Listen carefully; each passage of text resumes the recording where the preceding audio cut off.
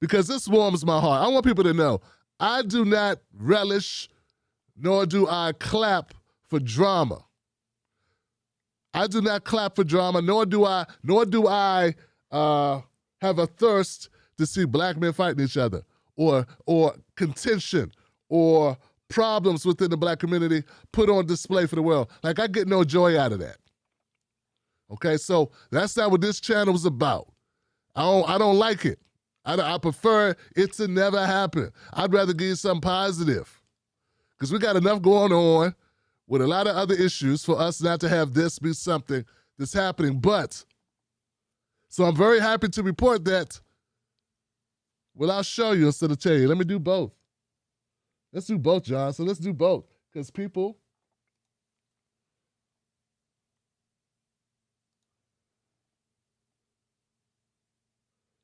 here we go. Let's pause it. This is not the one. See if this is not the one I want. Okay, so Will Smith. Will Smith apologizes. Will Smith apologized. He apologized. Okay, is that the one we really want? Is that the one we really want? Let me get the very simple one. My bad, Johnson. That's a good clip, but it's not the best. It's not the best picture of this. Okay, it's a good one, but it's not the best one. So let's go to Instagram real quick. I had a better picture of this. It's very simple.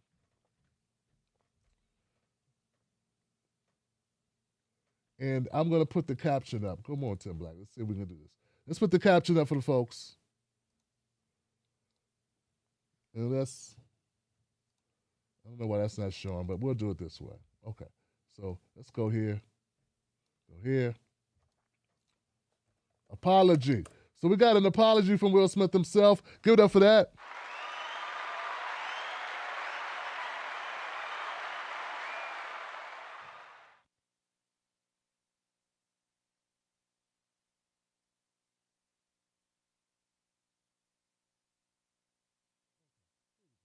My bad, guys. My bad. This is okay. So that's the caption, and I can read to you what exactly was said in the letter. Because Will Smith it looks like he made a post, but it's a couple paragraphs. So I wanna make sure that you know what Will Smith said here, because all this talking about him, we got to quote him right.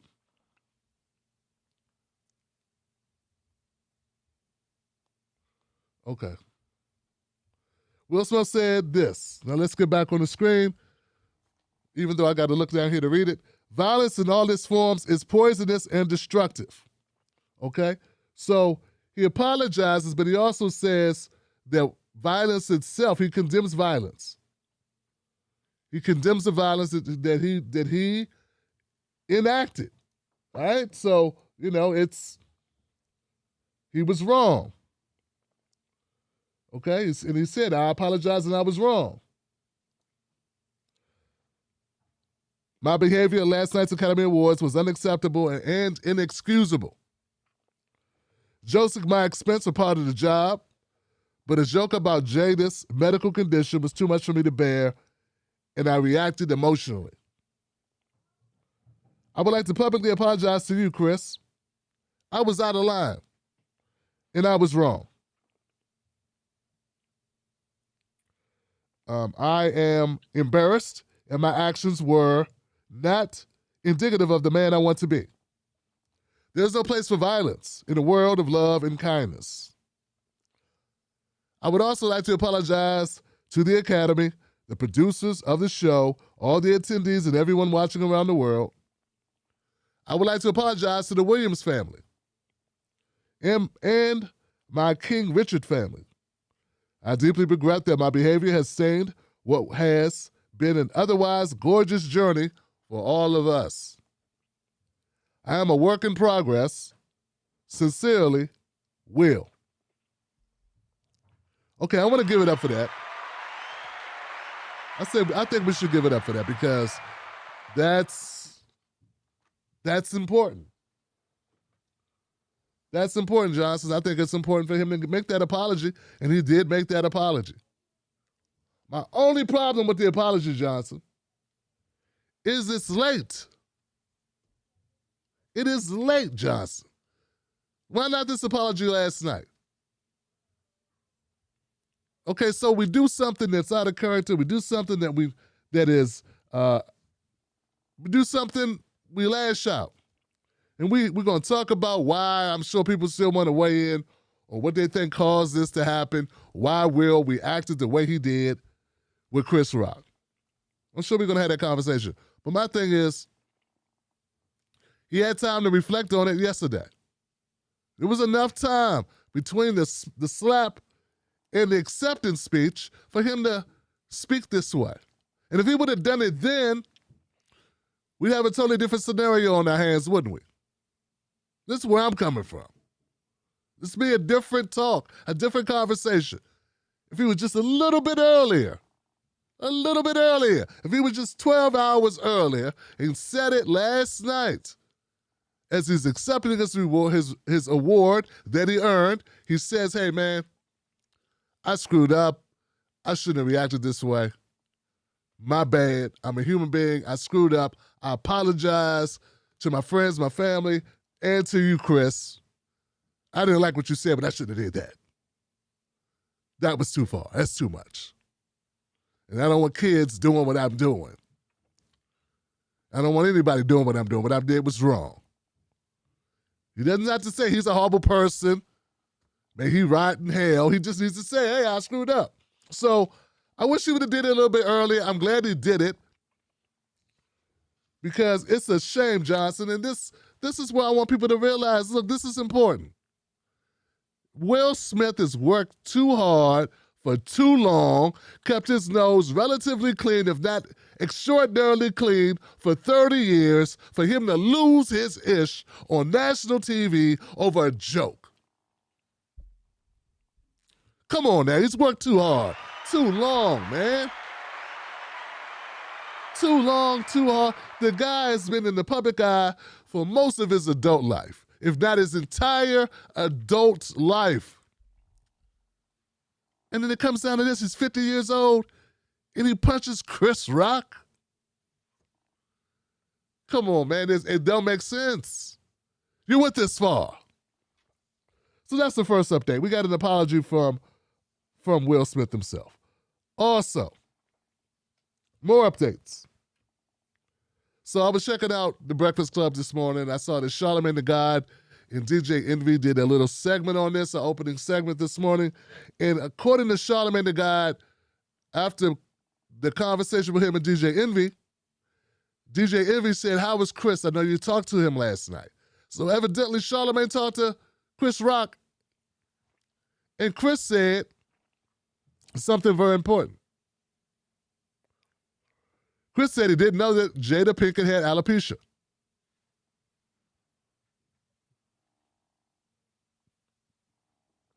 He said he didn't know that Will's wife had alopecia.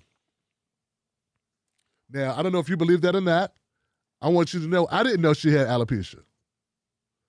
That doesn't mean anything. I'm not Will Smith. I just want you to know, not everyone knows. Yeah. Not everyone knows.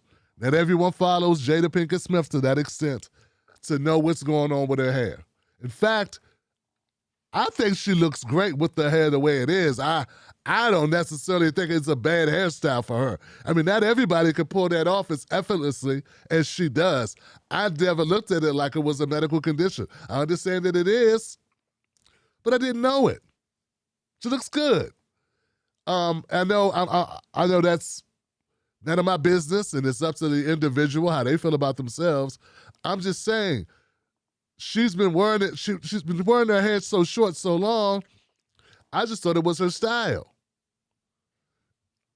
So that's what Chris Rock told Charlamagne the God last night after the situation went down. Another update, and I got a picture for this. Let's go to this one. Let's see if we can get to this. Okay, so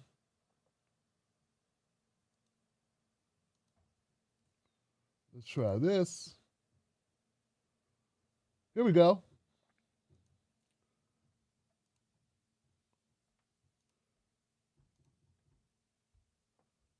Can we pause? Okay, so this guy says, I confirm that Chris Rock did not write the joke and that it came from the writing staff. And here goes the writing staff.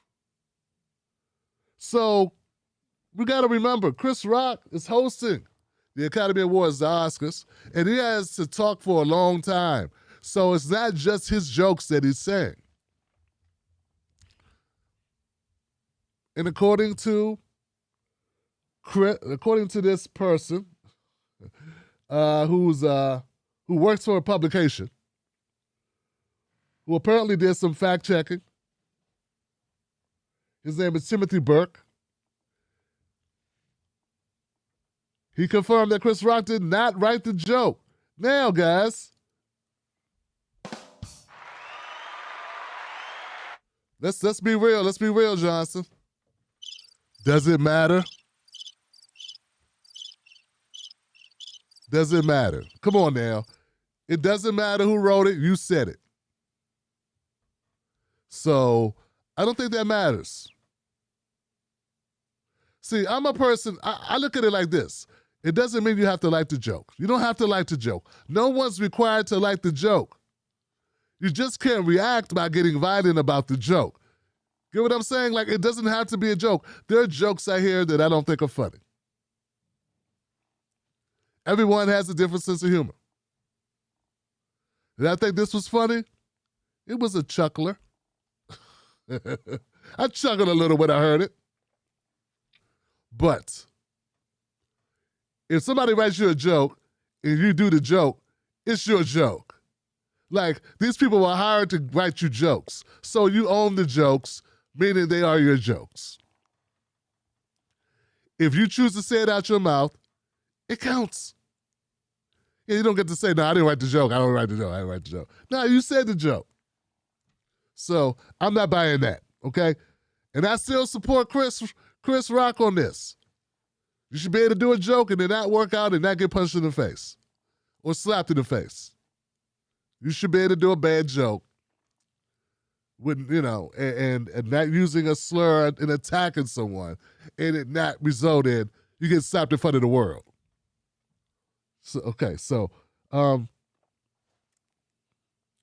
what else? The LAPD, here we go. Let's go back here. Another update to the story. LAPD. So this is something that was brought up by one of my very intelligent callers. Well, I guess I don't have a picture for this. Let me come back on the screen and say this then. The LAPD may be arresting Will Smith or may be charging him. He may be arrested. He may be charged. Will Smith may face arrest. Just like one of my callers pointed out last night. We witnessed a crime. It is a crime to assault someone. Now, it may be considered assault and battery. Technically. That's the way California's laws are written. So, the LAPD witnessed it. Even though Chris Rock says he will not press charges, it's not up to him. When a police officer witnesses an illegal action, they can make an arrest on behalf of the state and behalf of the citizens of California. So that might still happen. Now we know Will, if he gets arrested, he ain't gonna do no time. It ain't gonna be serious, but it's possible. And another update. I got more updates, Johnson. I told you I had a reason for doing this. Here we go.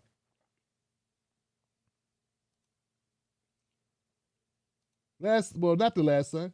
The Academy condemned Will Smith. Okay, they have condemned him. Can I get to this? There we go. Can I stop?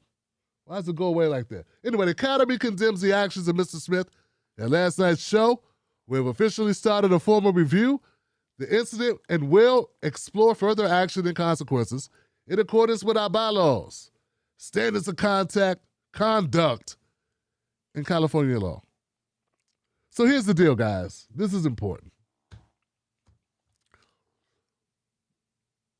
Around the time when they started the Me Too movement started, the Academy came up with new rules for award recipients. Here's how it works. If you engage in conduct that's unbecoming, basically there's a clause that they can take the award back if they want to. If they deem you to be so offensive in whatever actions that reflect poorly upon the Academy, they might take the award back. It could happen. Now, there's a hashtag going around right now called, what are they saying? Cancel Will or lock Will up or take his award, or I don't know what it's called. But there's some comments, some stuff going around about Will. So there is a push. There's a push to punish Will for this. And the Academy may have no choice. I mean, come on. Even if you support Will Smith, you say Will had a right to do it, which I think is crazy talk. No one has a right to assault someone unless they are defending themselves physically from someone. You don't have a right to assault someone unless you think someone's about to assault you or they have assaulted you. That's how that works legally. So these people think they're in the wild, wild west and they get to just beat people up because they asked for it, because they said something. I don't know what planet you live on, but it's probably going to end up in the penitentiary or in a lawsuit. If you think because somebody pissed you off, you are authorized to just go punch them or slap them or lay hands on somebody. And sometimes, also how people get shot. Yeah, that's how people get shot. I know there was no threat of Will Smith getting shot, but that's what happens in the real world. So it's just amazing how many people thought, it's okay. He could punch him because he said something. Yeah, these people are crazy. Okay, in my opinion, that's what's up. You crazy. You tripping. So we got the LAPD may press charges. Charlamagne spoke to Chris Rock. Chris Rock said he didn't know about the alopecia. Chris didn't write the joke. Oh, my favorite. I'm going to save my favorite. How about this? I got a clip, because some people think this didn't happen. I guess I should have started with this. Some people are questioning if this is real. They think this is all an act and that these very successful, very famous, very rich men did this out of like a way to get more publicity for themselves. And all I'm trying to tell you, that sounds crazy talk. I don't think Chris Rock wants this type of publicity. I don't think Will Smith wants this type of publicity. This is not going to help them get more gigs, particularly Will Smith. He doesn't benefit from this. Will Smith just started a reboot of The Fresh Prince of Bel-Air. This is the last thing he needs. He don't want this. I know we question everything and wonder if it's just green screen or if it's a staged whatever. No, this is not staged. But what I have for you is a very slowed down version of the slap. And I want to share it with you because I kind of want you to see that it really happened. So let's go back to that.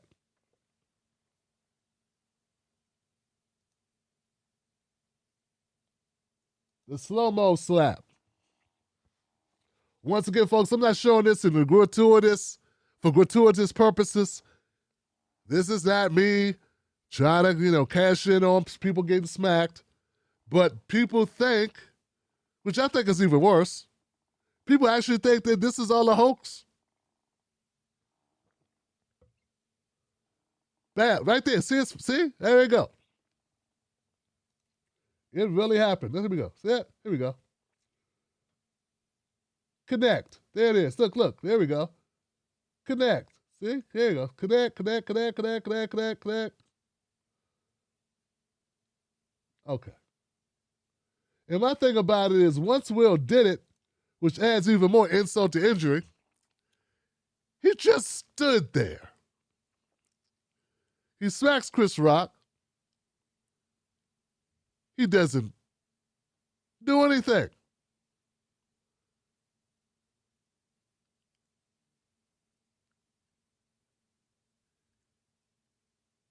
He hits Chris and he just stands there. Waka. Okay, he takes he adjusts his legs a little bit, but that's about it. So I hope this clears it up. It is a smack. It's not a punch. This was not a punch. This is definitely an open hand smack. Which to me, guys, folks, Tim Black's Wolfpack, I think is a disrespect, a blatant disrespect. When someone punches you, it's disrespectful, but it's also a sign of respect. Because see, when you punch a person, it's also to immobilize them.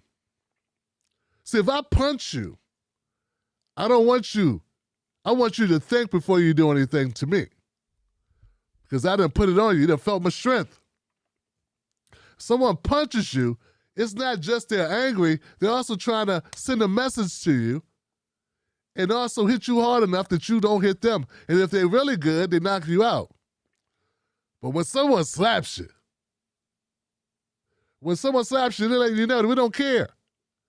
No, we don't want you to go to sleep. No, we don't want to stop you. No, we don't want to immobilize you. We don't think we have to.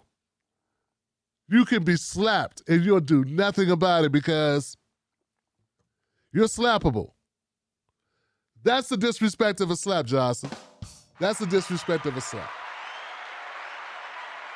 That makes sense?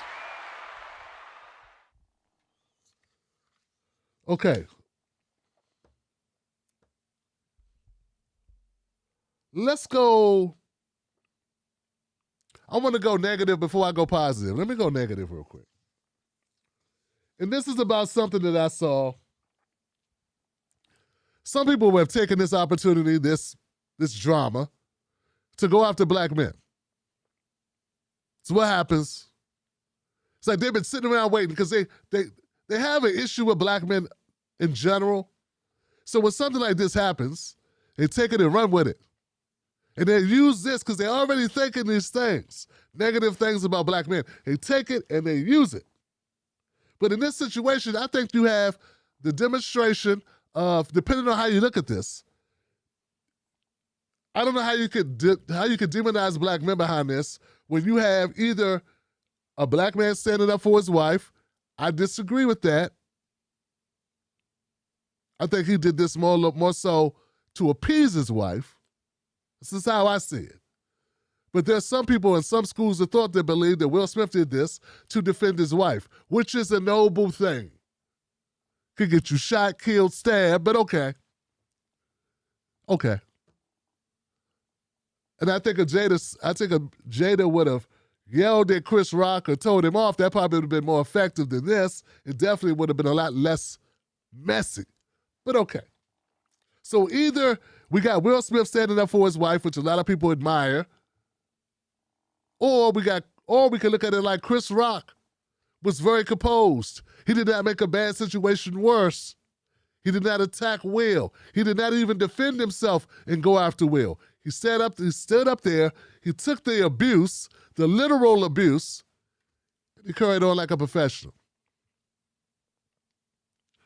So instead of looking at this like, oh my God, these two black men are up there on the stage, they're making us look bad, they're making themselves look bad, people are going to use this, blah, blah, blah.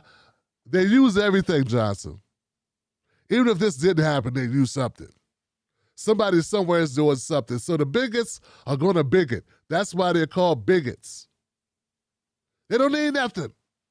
They make things up. So don't worry about that. You can't change them We ain't going to respectability ourselves out of racism. That's not going to happen.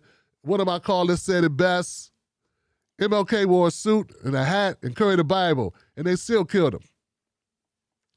You ain't going to respectability your way out of racism and hatred and bigotry. The other thing is, at the end of the day, this is between these two men. And it looks like it's getting resolved with an apology from Will Smith, and Chris Rock did not choose to pursue it. Once again, an act of someone, and I disagree with people that think that Chris Rock decided not to pursue it because he feels wrong, that he was wrong. He said, I was wrong, I shouldn't have said the joke. No, Chris Rock is a comedian. No, he doesn't think he should get punched in the mouth for jokes.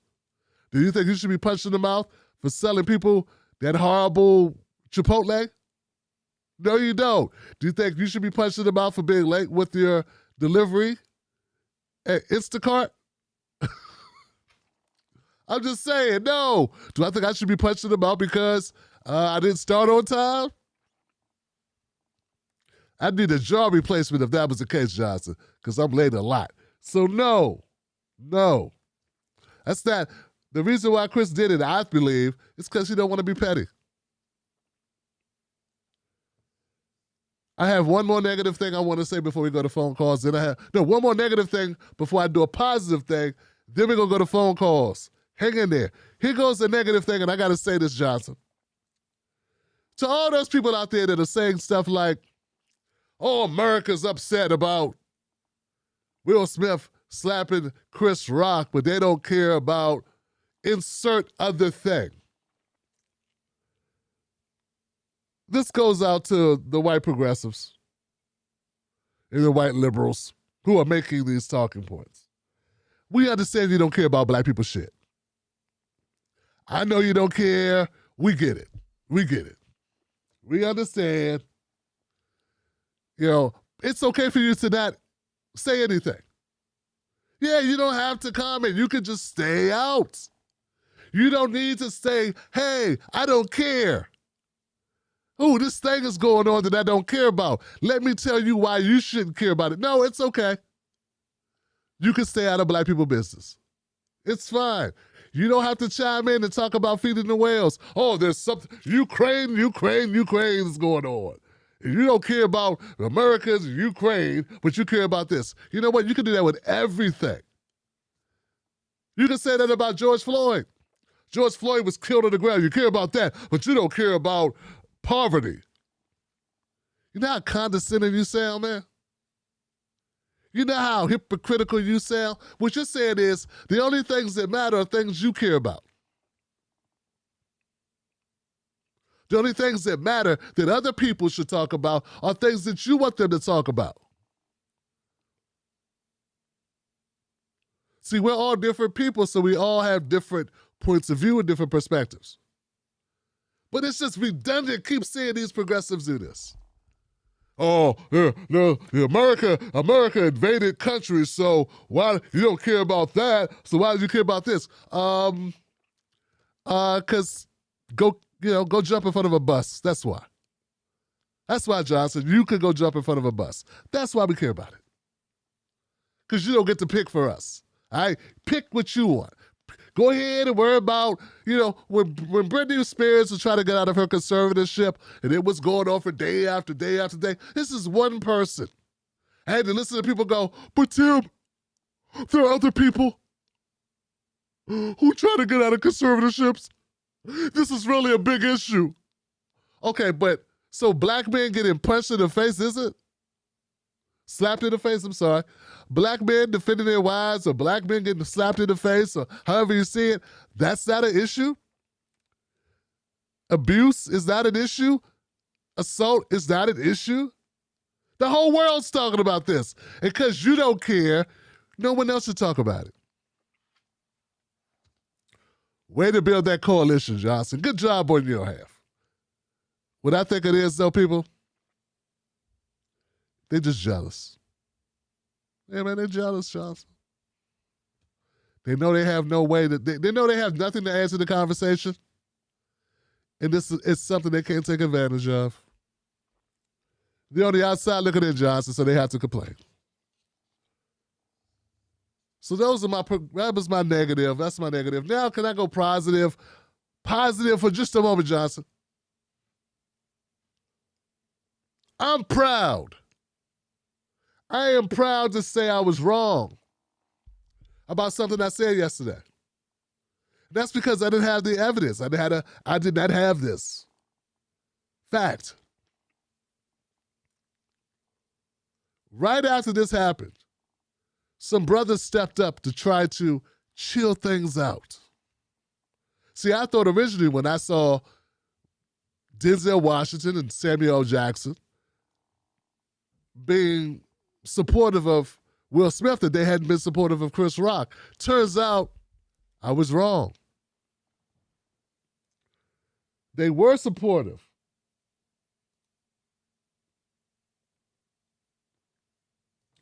Brothers were working it out. Something that's been overlooked in the chatter about last night is how Tyler Perry and Denzel Washington checked on Chris, Will, and Jada, and helped calm the energy in the room. Tyler Perry, now I don't know, this doesn't include Samuel Jackson, my bad. On the left, that is Denzel Washington talking to Chris Rock. On the right, that is Tyler Perry, I can't tell who the other person is, talking to Will Smith. Give it up for that. Now, my brother, Terrain Walker, it's Terrain Walker on Twitter, hit me up with this, and he said, hey, it's being overlooked in the chatter about last night's show. But look, Tyler Perry and Denzel Washington checked on Chris, Will, and Jada and helped calm the energy in the room. Make black men practicing conflict resolution a part of the hot takes. Hashtag the Oscars. See what I'm saying? So we report on it. We want to report it full circle. We want to report also the negative aspects, but also the positive aspects. People get into arguments all the time. People have disagreements all the time, but sometimes, unfortunately, they take a bad turn. They get out of hand. Someone does something they shouldn't have done. But the reaction to it getting out of hand could be the difference between life and death. Maybe not in this case. In this scenario, I don't think anyone mistaken Chris Rock is going to go to his car and get a Glock. We don't think that. But that happens in real life all the time. People harbor resentment, and revenge is a dish best served cold, and things kick off. So this happens in real life, and this is a good demonstration for us to see how it happened, how the resolution did not result into that. Like, there are people that stepped in and cooler heads prevailed. Chris did not respond in a violent way. Other gentlemen stepped in. Tyler Perry stepped in. Denzel Washington stepped in. And they wanted to chill it out. So I want to make sure that we're not just, I want you to know, for me, it's important for me, okay? It's important that you know it's not about accentuating negativity. It's just reporting, but I also want to just as well report the part of this that I think we should all feel good about. And that is that these other men stepped up, were part of the solution, not the problem. They weren't going, yeah, Will, way to go, Will, like some of the morons I've been seeing. I'm sorry. You haven't seen enough death with black people, black men, killing each other for you to say, you know what, maybe we should do it another way. Maybe we could have another option, take another option. I think we have, man. I think we have to be better than that. And not to mention, these two men know each other. They've known each other for 20, 30 years. They owe it to themselves. So I say shout out to both Tyler Perry, shout out to Denzel Washington for chilling this out. And even P. Diddy said something positive to say about them resolving it. after the show, everyone was going to talk and resolve it all. He was sure they would resolve it, and that's good. Before I go to phone calls, one last thing. I'm not down to take Will's award. No, I don't want to take his award, Johnson. I feel like his award is separate from this. Will Smith won this award because of his actions on the film. For his acting ability and the execution of that character. Has nothing to do with this. Yes, he's wrong. This is wrong. He shouldn't have done it. Now, I know the Academy has rules, but I will not be a part of the symphony of people calling for Will to be canceled or for his award to be rescinded. I think those are separate things. I think Will's been doing this thing for 30 years. I think he has a body of work. He's put enough. I think he's put enough in the bank, enough deposits of philanthropy, good works, that he can make a mistake, apologize for that mistake. The person that he offended or assaulted, if Chris Rock accepts his apology, I'm good with it. That's the way to put it. That's the way to put it. It's not just about Will Smith being apologetic. It's about how does Chris Rock feel about it. And if Chris Rock is okay with it, I'm okay with it. We can't be more upset about it than Chris Rock. And if Chris Rock's like, you know what, it happened, I want to move past it, which I have a feeling he'll probably be that way. This tone of Will Smith is uncivilized, animalistic, this rhetoric, I don't know what's wrong with folks, but these are never good things to say about black people. Not good things. Not good things at all. You know, I think it's a double standard. I think if Bruce Willis stood up for his wife, I don't know who she is. I don't even know if he's married. I'm just picking a white guy. You say he was impassioned. He was acting out of love. But Will Smith does it. I get people going, uncivilized. He's a brute. He's a barbarian. See, I got a problem with that. See, that's got some racism on it. That's got some racism on it. You say you wouldn't do that. You say you would say the same thing if it was a white guy. But see, how do we know that? How do we know that? So we don't know that. So, you don't have to say that. You can say what he did was wrong. You don't have to make a comment about his nature. You can say someone acted, you can say someone did something wrong, you don't agree with it, and it was unacceptable. You can say those things, and I'm with you on that. I agree up to that point. When we start talking about pathological, we start talking about the nature of a person is uncivilized or barbaric or brutish, then I got a problem. Then I have a problem. All right? Okay. That was pretty good. We got through it, Johnson. We got through it. Give it up for that. Make it happen, Johnson. You guys ready for phone calls? I got people that want to weigh in. Yes, I do. I got phone calls.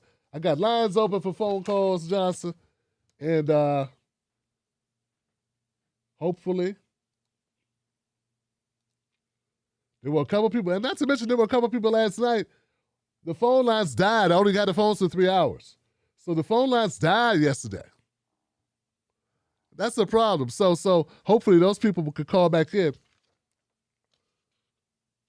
Actually, I have a list of a couple people that were unable to make the list last night. But none of those people are in this list that I'm looking at so far. So we got a few people that are in the queue right now. I call up and get in the queue if you want to talk, just in case. I don't expect to be just quite as many people that call in tonight as last night.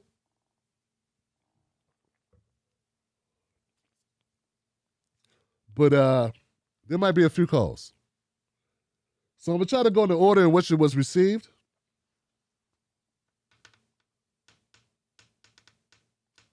But let's go, Johnson. Let's get started. I want to start with a 503 number. Hold on, 503. I got to get my earpiece going here. My bad. I'm ready to go without having my microphone, my headphones. That's kind of important, Johnson. That's kind of important for me to have the headphones in. All right. You guys ready, Johnsons? All right. All right, guys. Remember, go to jointimblack.com, become a member of the show. It starts at only $5 a month. I appreciate it. We do this live. We come to you live. Phone lines cost money. I'd love for you to join, become a member, and I appreciate you. And without any further ado, man, let's go with 503. 503, you are live. What's your name? What's your comment? Mr. Black, how are you this evening? I'm good. How you doing? Well, sir, my name is Via, a.k.a. Black Magic. I'm calling from Portland-ish, Oregon. Yes, I am. Hi, Wolfpack. How you doing? Black Magic in the house. Give it up for my sister. Oh, tight. I know you, Black Magic. How you doing? Thank you for the rent, brah. Thank you for the rent. Yo, thank you. No doubt. Thank you. Most of the time, I'm not. I'm happy you decided to take West Coast into consideration and do your show a little early. Most of the time, sister sleeps, so she can't be making too much of the chat. So I catch you on after hours and stuff. I be liking and watching and subscribing. Yep, Wolfpack, thumbs up. Okay, now about this whole debacle, this is messy, okay? Will has spent his entire life for this moment. You understand? This was his moment. Now, you see what had happened was he was looking at Chris Rock when he should have been looking at Jada. You see, he was looking at Chris. He was in the front. He was vibing with Chris. And then when Chris made the joke, what had happened was he laughed out loud, Johnson. He sure did. He laughed out loud, clapped even, slapped, laughed loud, right? But guess who wasn't laughing, Johnson? Right? And that's when he saw that look that only 3 people know, right? That look that a wife, husband and wife, right? Child to parent, right? Child to grandparent. It's that look, right? That look generated that slap, okay? Because you see, either he was going to go up there and slap Chris in front of the whole world, or Jada was going to slap Will. Yeah. That's what we know. That's exactly what we know, Johnson. Now, I'm not saying there's DC and there, I'm not supporting domestic violence at all. But with that look, we all know when you get that look, you in trouble, Johnson. I don't know how the punishment's going to be brought out, but that look, those eyes, those look. So my takeaway is probably kind of like an unpopular opinion. Jada should have looked at Chris and said, give him that point that she does, she's famous for. That point, it's a meme, it's a meme. She does that point that, oh, you got me, boo, but I'm going to get you later, right? And let her husband have that moment. That's, in my opinion, what should have happened, because then Will wouldn't have been embarrassed. He would have had his moment. You know what I'm saying? I'm not sure he knew he was going to get the Oscar, but did anybody see any of the other movies? What other movies were there? I don't even understand. I saw King Richard, but I don't understand. Were there any other movies? And the sad takeaway is, weren't we supposed to be boycotting Oscars and all of this because of her before, right? Wasn't she boycott the Oscars, right? Now her man gets the Oscars, and she messy. I mean, I get it. Chris was kind of messy, but she was messy. Right? And then how are you going to defend your wife's honor in front of everybody when everybody knows she messing with your son's friend? Right? Yeah. I know they had an arrangement, but it's still kind of messy. Yeah. Right? So, I'm at this point to where everything I know about Jada and Will and Kim and Kanye, I know against my will. No pun intended. So I mean, everybody's talking about how blacks should be respectable and all of this other stuff, and I don't think that's necessary. This isn't blacks being respectable. This is capitalists being respectable, right? And we are talking about Hollywood, where they just, Harvey Weinstein and all the creepy petty pervs and all the other stuff. So I don't understand why anybody's talking about respectability when it comes to Hollywood, because it's a mess that they're in, and all of a sudden black people are supposed to be exemplar. Like, I don't understand. But what I do understand is Will has been exemplar his entire career. And one moment of humanness doesn't take that away. Yes. But unfortunately, there's no going back for messy. When black people are messy, there's no going back. So that's all I got to say, Wolfpack. Thank you. Oh, and last but not least, I really do hope if anybody disrespects Mrs. Black, you gonna whip some ass, Mr. Black. That's what I know. Okay. Peace and love. Bye. Give it up for my caller, Black Magic, y'all. My caller and my moderator, Black Magic, in the house. And look, if you are a comedian and you make a joke, I gotta eat that bullet.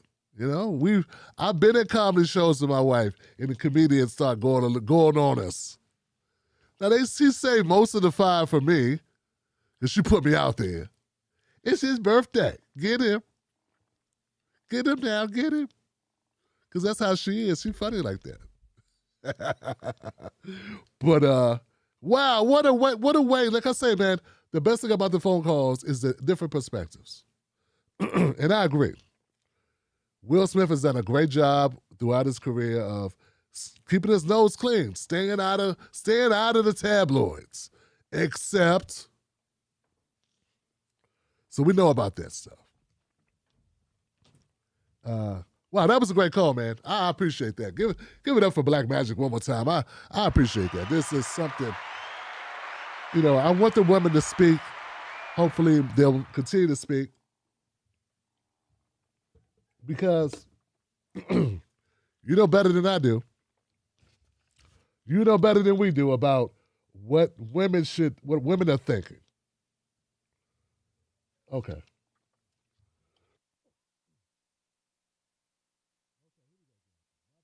My bad, guys. Just checking to make sure the numbers are straight. I got my next call in the queue.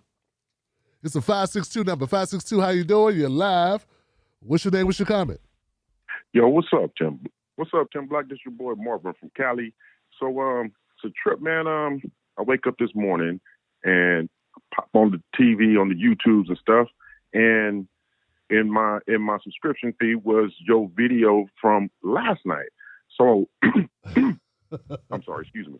At the same time, I'm waking up, West Coast, got my phone on, and I'm seeing all this shit about Will slapping Chris Rock. So I'm like, wow. So watching your thing, watching all the stuff going through all the stuff on Twitter and all that stuff, I was able to get, piece together backstory. I'm gonna be honest, man. Like I said the other night, you and I are about the same age, and you had made the mention in your show last night. Will is about our age too. Chris Rock might be a couple of years older or whatnot, right? I know, like you, Will through his career from his first album way back. You know what I'm saying? In my personal opinion, though, he was never the greatest rapper. It was the DJ Jazzy Jeff is who was the bomb. But that's neither here nor there. The thing though is I kind of fell off of following Will Smith as being an actor, even when he transitioned fully into that actor role. I mean, I don't think I ever went out, and I'm talking about the super big blockbuster that put him on the map, the Independence Day. I never went out to the movies to see that. That wasn't a movie that interested me, for one, and because Will Smith was attached to it, it didn't really make me want to go out and see it anyway. Point I'm trying to get to is that, pretty much since Will's been a star, I mean, I've seen some of the movies when it comes to cable or Netflix like that, but I've never followed him like that. I never really cared to bother to know, of course, being on social media, you're going to get bombarded by stuff. Like the caller who preceded me said, there's things I know against my will. Because that's the side effect of being on social media, right? So I heard all of this stuff, but as it comes to right now, I still really kind of don't care. Those, like your caller who preceded me said, is messy, but you know what? It's not my mess. And as a person who's sitting, I don't go to the movies like that. Therefore, I don't watch Oscars like that. This to me is, I'm gonna be honest too. It looked staged at first. When you started playing the replay, I was like, okay, yeah, that really did connect. But when it comes down to it, first of all, let me say this. I'm glad of your perspective for putting this out there. For one, putting it out there, and two, your added perspective on this, especially the calls, giving different perspectives. That's what it's all about. So I thank you for that, Tim. But you know, when it still comes down to it, I guess it's a thing where I want to see. Like you just said a few minutes ago, I don't want to see the brothers' award get taken away or anything like that. I mean, you know, but as a person who was not there, as a person who's not even either of those circles, I can have all kind of opinions. Should I think he handled it better? Of course, obviously he should have, but he didn't. And you know what I'm saying? From all the stuff with that's been put out in his marriage and all that stuff to last night, that's stuff that he's going to have to deal with. He might lose some endorsements. He might lose, but that at the end of the day, I'm sorry if it affects him negatively, but that don't affect me. And I'm not trying to make it about me. It's just the fact that he's in a world, in a sphere, even though he's black, and we, you know, as black people, I'm sure he's Adolf too. We share a lot of commonalities in life, in living in this country. But he's in a sphere and in a realm that I am not in, and I don't really care to be in. I know y'all about to be 55 this year. I'm not going to be no movie star next year. I'm not going to be rubbing elbows with none of them. So to me, it was just unfortunate, but to me, it's just another thing of theater. Last thing I want to say is I really don't care what people think and try to say it makes black people look bad. Keeping it on black people, every black person has eyes on them. We all have eyes on us when we go out, do our work. So I'm only going to be held to the standard that I set, that people see me. You know what I'm saying? I don't care that Will Smith slapped somebody. There's people who do much worse that, you know what I'm saying? But that still has no effect or bearing upon me. And, you know, in the sphere of where I'm in. I'm judged on what I do, not by what Will Smith do. Peace, Wolfpack. Peace, Tim Black. And thank you again for putting all this out. My brother. Good enough for Marvin, y'all. Appreciate you, brother, from Cali. That's my brother right there. Marvin been coming through for a minute, man. I appreciate that, dog. Yeah, and once again, we don't want to maximize it like it's the biggest thing ever, but we want to put it in perspective. And then, but you know, then when you look at it, it's like, well, it has some implications. You know, it's good to have that conversation. But I'm gonna keep it moving.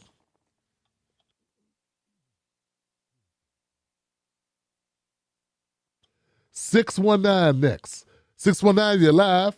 What's your name? What's your comment?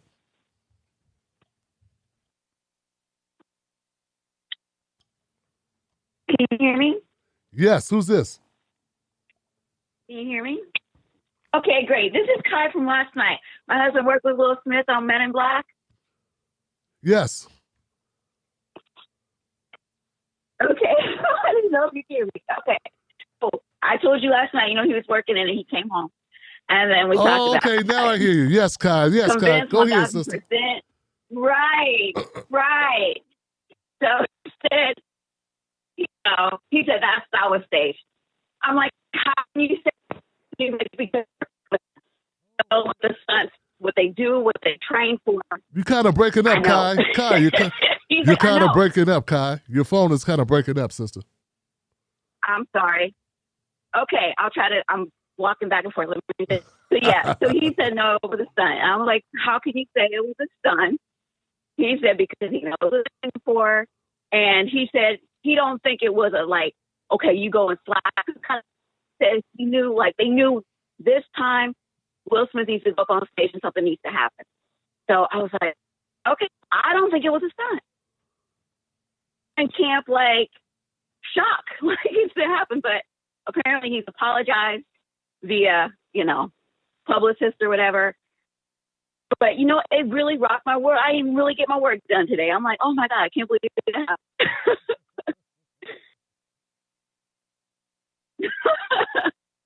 But, as far as, I'm still going to be a fan of Will Smith. As a matter of fact, I did just buy a vintage copy of his I'm the rapper, he's a DJ. I just bought it for $6. I'm going to keep that. It's an album. Okay. So, yeah, look. Their stuff's going to go up. Capitalists, like your first caller had said, their stuff go up in sales. People are going to be renting their movies, whether it's Jada or Chris or Will. So, bad publicity sometimes can be good publicity. So that's probably what this all is. I do appreciate you taking my call. Absolutely, sister. Thank you, Kai, for calling in. I appreciate you. Yeah, I couldn't hear you at first too well. But yeah, you called in yesterday and gave us some different context, different information you have because your husband's proximity and working with Will Smith on a couple of projects. So that was very interesting, and I appreciate that. That adds to it all, because I don't know none of these people. I don't know these people, so I appreciate that. 818, you're live. What's your name? What's your comment? And you know what? Yo, who's this?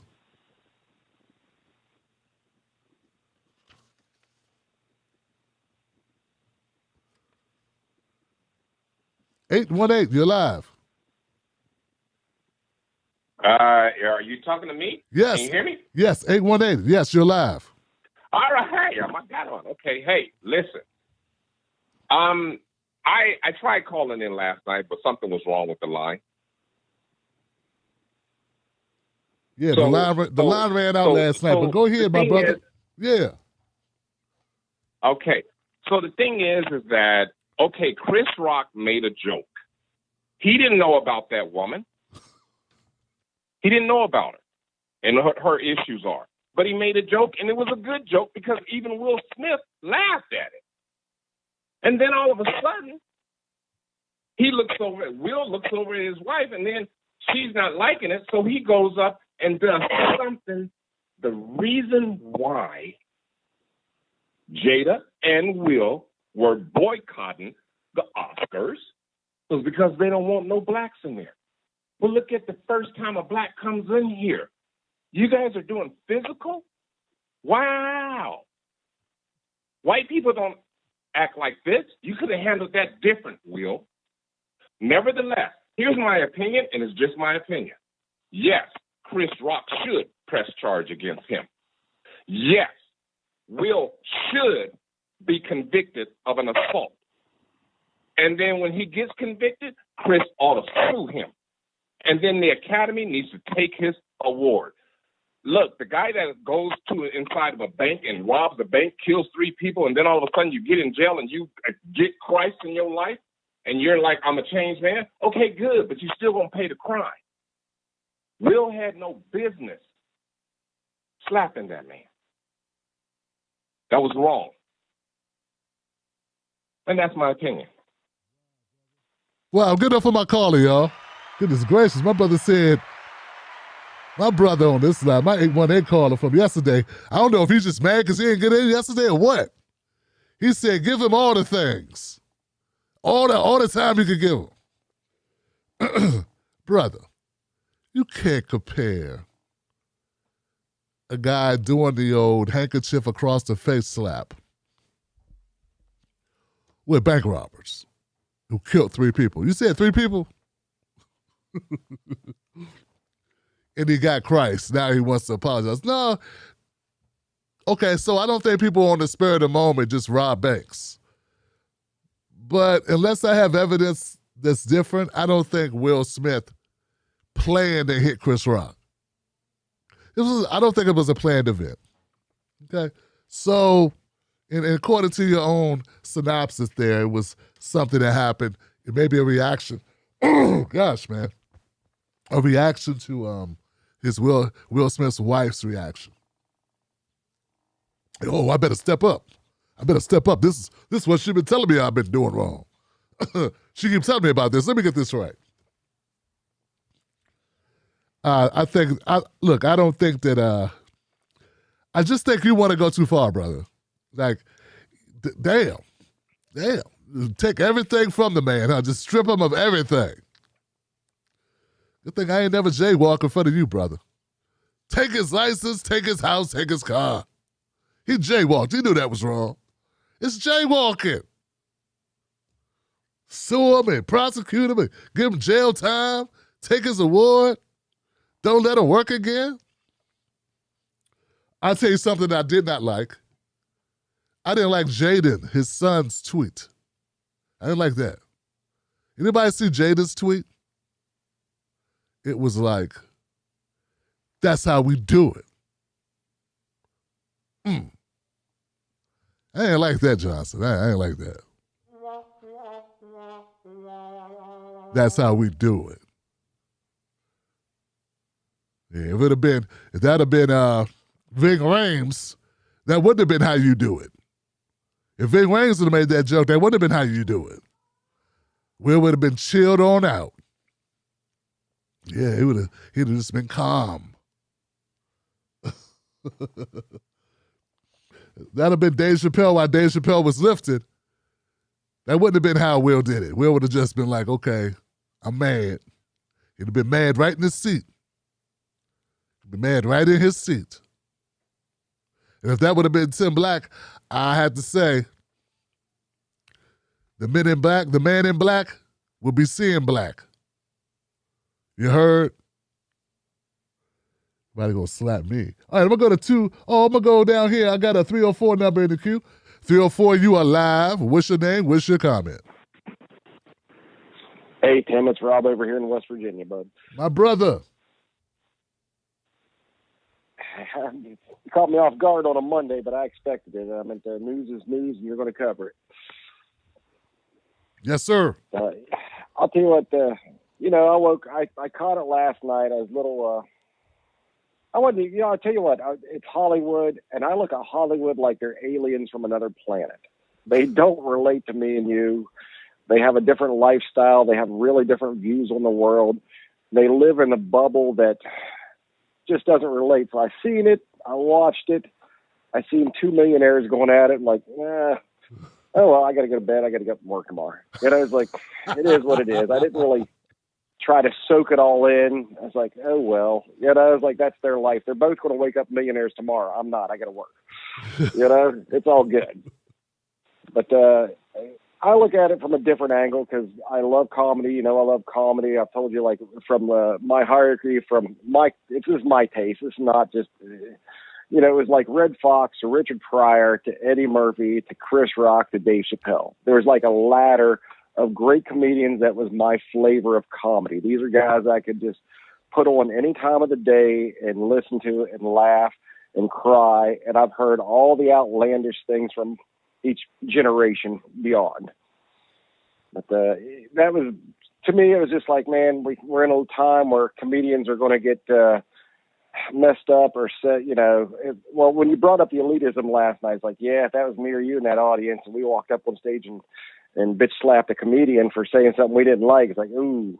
Even if I took my wife to a comedy show and they start nitpicking on her or her dress or her hair color or whatever, it's like, can I get up there and smack him? Or I just like, hey, it's just a show, baby. It just is what it is. And as I was going to say, women can get us guys, and this is from the dawn of time, they can get us guys into some crazy situations where they can be a little bit more hot-headed than a man. A man kind of scopes the whole environment of, like, now's not the time for what you're asking for. And the reason I bring this up, years ago, and I'm in my early 20s, I'm like my late 40s now, took my wife to a water park. We're out there, we're running one of these little lazy rivers. There's some kids in there, and they're splashing around, and they're having a good time, but they're loud, and They're splashing on people. And she gives me the stink eye and says, do something. And I give her the stink eye back and says, they're kids. We're at a water park. Cool your jets. I said, we're going to be done with this ride in like 10 seconds. It's going to be okay. But again, that's not like disrespecting my wife or something, but she's trying to get me into something like, what are you, nuts? I've been out to a club or something with her and, hey, they bumped me. They did this. Like, what do you want me to do? Bite his kneecaps? What are we doing here? You're trying to get me into something. Cool down. Let's all go home tonight. But I think there's other ways to handle that. I think Will got the stink eye that we didn't get to see from the wife. It's like, I better do something. It was a heat of the moment, bad decision. I don't think that should negate his career. I think he's been one heck of an actor and contributor to the arts. I've enjoyed about probably 95% of the stuff that he's ever played in. It's just like there's not so many things I've ever looked back on and said that was a so-so Will Smith movie. I think he's an excellent actor. And I don't think he should ever lose the trophy. I think that was supposed to be given to him before the incident happened. He earned that trophy. That's why I said in the DM, I was like, man, they should take it out old school, go to a Chris Rock comedy thing, walk up on stage and let Chris bitch slap you, get it all out, have a drink, have a laugh over it, and to say it was a bad mistake. Time was wrong and everything is wrong. And just one last thing, to the other caller says, white people don't do this. Yeah, we do. We just don't get the press out of it. Yes, we do. It's just watch a Jerry Springer show. White people do it all the time. I mean, maybe you're not catching it. But people just do this. It's just people. Don't try to say one scope of people does it and other people don't. All walks of life do this. We're all human. We all get caught up in a moment. So don't try to just put it into a bubble there that says, well, white people never do this stuff. Like, yes, we do. All walks of life do this stuff. Unfortunately, it was two high-level black men on an international stage, and it's making national news. It's just, it's fun. I mean, we can poke fun at it and try to analyze this stuff. It was a heat of the moment thing. I really think so. And I again, like you said, I don't condone violence. It was too petty to walk up and smack a comedian for telling jokes. But it is what it is. I'm going to let the other callers chime in, man. And it's always good to talk to you. And I'll catch you here soon, Tim. Brother, give it up for my caller, Rob, man. I appreciate that.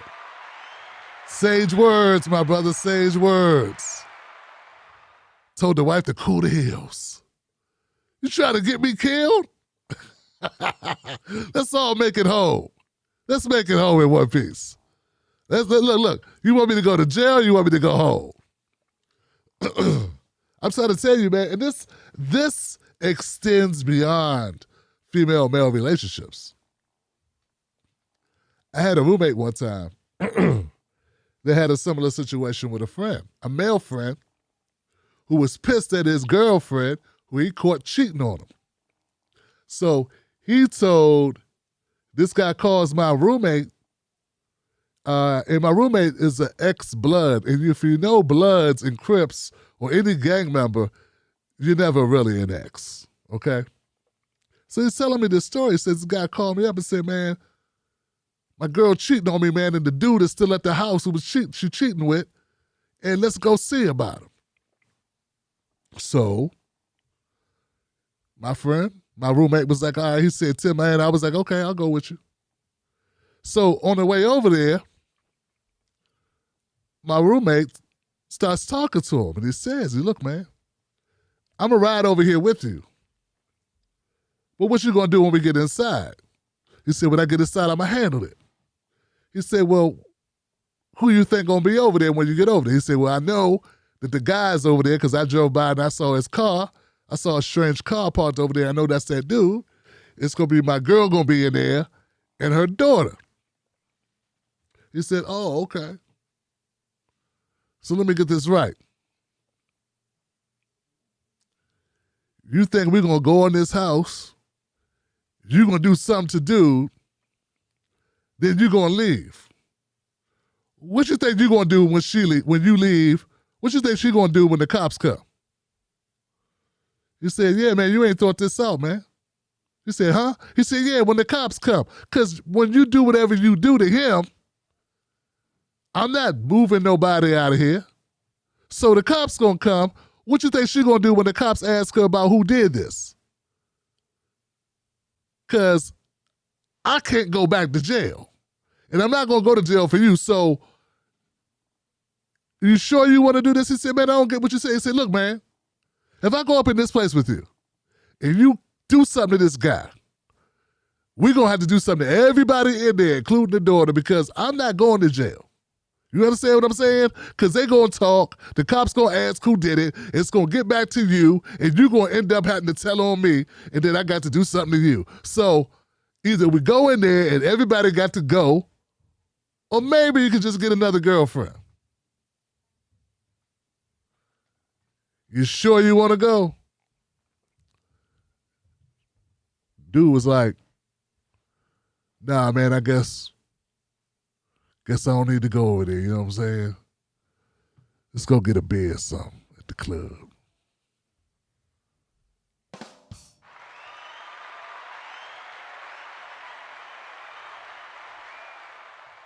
So what I'm saying is, you gotta pick your battles. Okay, you gotta pick your battles. It's not always male-female relationships. Men gotta do the same thing with their boys, their road dogs, their rolling partners, their people they grew up with or whatever. They click. You have to make sure that you got the right people around you. You don't let them influence you to get into some nonsense. And my roommate was something else, man. My roommate was something else. From Cali. Brother from Cali. All right, so I'm gonna go to the next call, y'all. Y'all ain't scared, are you? Everybody okay? Everybody all right? I'm gonna go to the next call. I got a 917 call in the house. 917, you alive? What's your name? What's your comment? Thanks for taking the call, Tim. My name is Omar from the Bronx. All right. Yes, sir. A lot of your callers already said a lot. A lot of your callers said a lot what I wanted to say already, so I'll make this short and concise. The last caller said something about, if a white person had, white people do this too. White people do this too. Well, yeah, to some degree, he's right. White people do it on stage. Remember Michael Richards, Seinfeld actor, went crazy with the N-word a few years back, lost his mind. Remember that, right? What if the black dude who got up, civilly, in a decent manner, was walking out and, just had to give him a little piece of his mind, letting him know, like, listen, what you're doing, man, ain't cool at all. It's not cool. And then he was like, you're this, and he kept going at him. What if he'd have went up on stage and punched Michael Richards up in his face and set it off? It would have been a whole big thing right then. Oh, now it's okay for people to go on stage and start hitting comedians. But that's not what that brother did. He let Michael Richards know his point. He let him know how he felt, and he walked out. Michael Richards, for whatever, when the cancel stuff wasn't really trending like that, but, he got a little slap on the wrist then. Everybody went in their merry way. Now let's fast forward to Will Smith's night. We got a dude on a night that his wife gets embarrassed, who don't want to be at the Oscars anyway, but for some reason, because he's nominated, they figure they'll go there, just show face.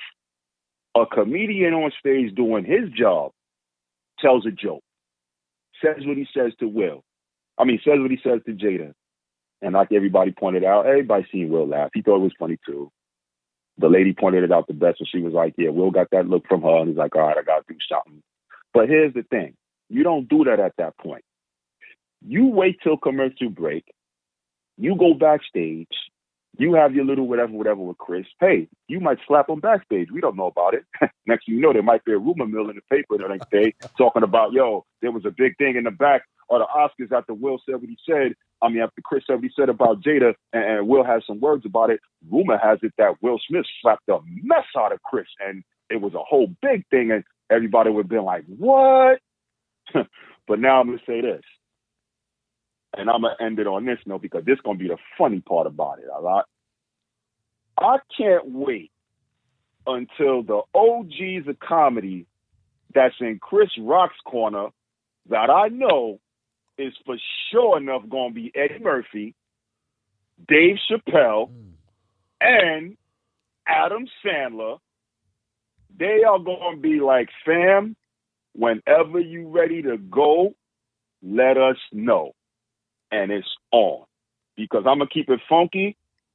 In the immortal words of Bill Duke from Menace to Society, you know you done effed up, right? You know you done effed up, right? Yeah, pretty much. We talking about sensitive. We talking about sensitive little Will here, Tim. Keeping it real. You know, Mr. You know, wears emotions on his sleeve with everything and want to cry, and you know, we get the emotions of the other side or on his side and stuff with the emotions and stuff like that. All right, listen, man. You punched that man, you smacked that man in his face for telling a joke about your wife. What did you do to that kid that stuck his sting thing in your wife? Huh? We ain't hear nothing about that. I didn't hear anything remotely happening to that kid as much as a scratch. But here it is, you did that to Chris Rock. Hey, yo, shout out to Chris Rock, man. Get yours, baby. It's on. New York got your back, boy. that Philly stupid girl. And I'm out. Later. My brother Omar in the house. Give it up for that. Give it up, give it up, give it up, give it up. See, man, I like how my brothers keep it real, man. Keep it real, right? And I agree, someone else brought this up. I think it was Bishop Talbot Swan, right? Or Twitter. He had a tweet. He had his Twitter post said, "How you gonna get mad at a comedian making jokes about your wife's head, but you're not upset about your wife's head?" Anyway, and I was like, wow, that's a Bishop said that. Bishop Talbot Swan said, I'm like, wow, this is crazy. So Omar's right. It doesn't make sense. But you know, it's sort of like, I don't know if people remember when Charlamagne, this is what I was thinking. First of all, good reference you to bring up what happened with Michael Richards. I brought that up last night. Glad you also saw it my way. Well, we saw the same thing. What would have happened if that guy would have lost his cool? It would have been different. You know, a couple of brothers jumping Michael Richards on the stage for calling him N-words, and they would have, and that's against the law too. You can't just beat somebody up because they said something on stage performing. Okay, it's a difference. You walking down the block and somebody jumps in your face. You know that may be a different story. God, there was something else though. I'm just wondering. God, maybe they'll come back to me. Yeah, it'll have to come back. But I would like to know what the other comedians do. What are the other comedians thinking? What are they going to do about this? Does this open the Pandora's box where people are going to feel like they can go after comedians? Oh, that's the point. I was thinking about dude from Cash Money. Cash Money, that's it. Remember when Cash Money was saying, put some spect on my name. Put some spect on my name. When they went up to the Breakfast Club with Charlamagne. Put some spect on my name. Remember how ignorant dude sounded? Yeah, don't be talking about me on the radio. Don't be talking about me on the radio. It just sounds corny. That's exactly what Will Smith sound like. So I want to be clear. I don't respect what Will did. I thought what Will did was foul. He violated. He lucky that was Chris Rock. And that's the thing. The guy from Cash Money, and someone knows his name. What's the guy's name who went at Birdman? Thank you. Who was that? Jane Doe. Birdman did it. Birdman was lame. Why? Because Charlamagne said, why are you going after the radio guy? Why aren't you going after these rappers who say they got all these goons who've been talking about you all this time? You go after the rapper guy who's just reporting on what other people said? So it seems lame to go after the comedian guys. The same thing could apply to Will. Will goes after, Chris Rock for disrespecting his wife, but doesn't go after this guy who disrespects him and his wife, or, by going to the tabloids and all this stuff. So it gets really messy is what I'm trying to say, Johnson. It's really messy. All right, enough. Let me move on to the next call. I still have a 205 number in the house. 205, you're live. How you doing? Yeah, what's up? This is Omar back from Birmingham. I had hit you up last night. All right, fam, you sound a little low, man. Can you cut that up a little bit? Okay, you hear me there? Yeah, a little bit, man. Yeah, I think it's a little bit better. Go ahead. Yeah, this is Marv back from Birmingham. I hit you up last night. Yes, sir. I remember you, Birmingham. What's up, brother? Yeah, basically, I'm like, well, I was thinking about what the guy said two calls back with the white perspective.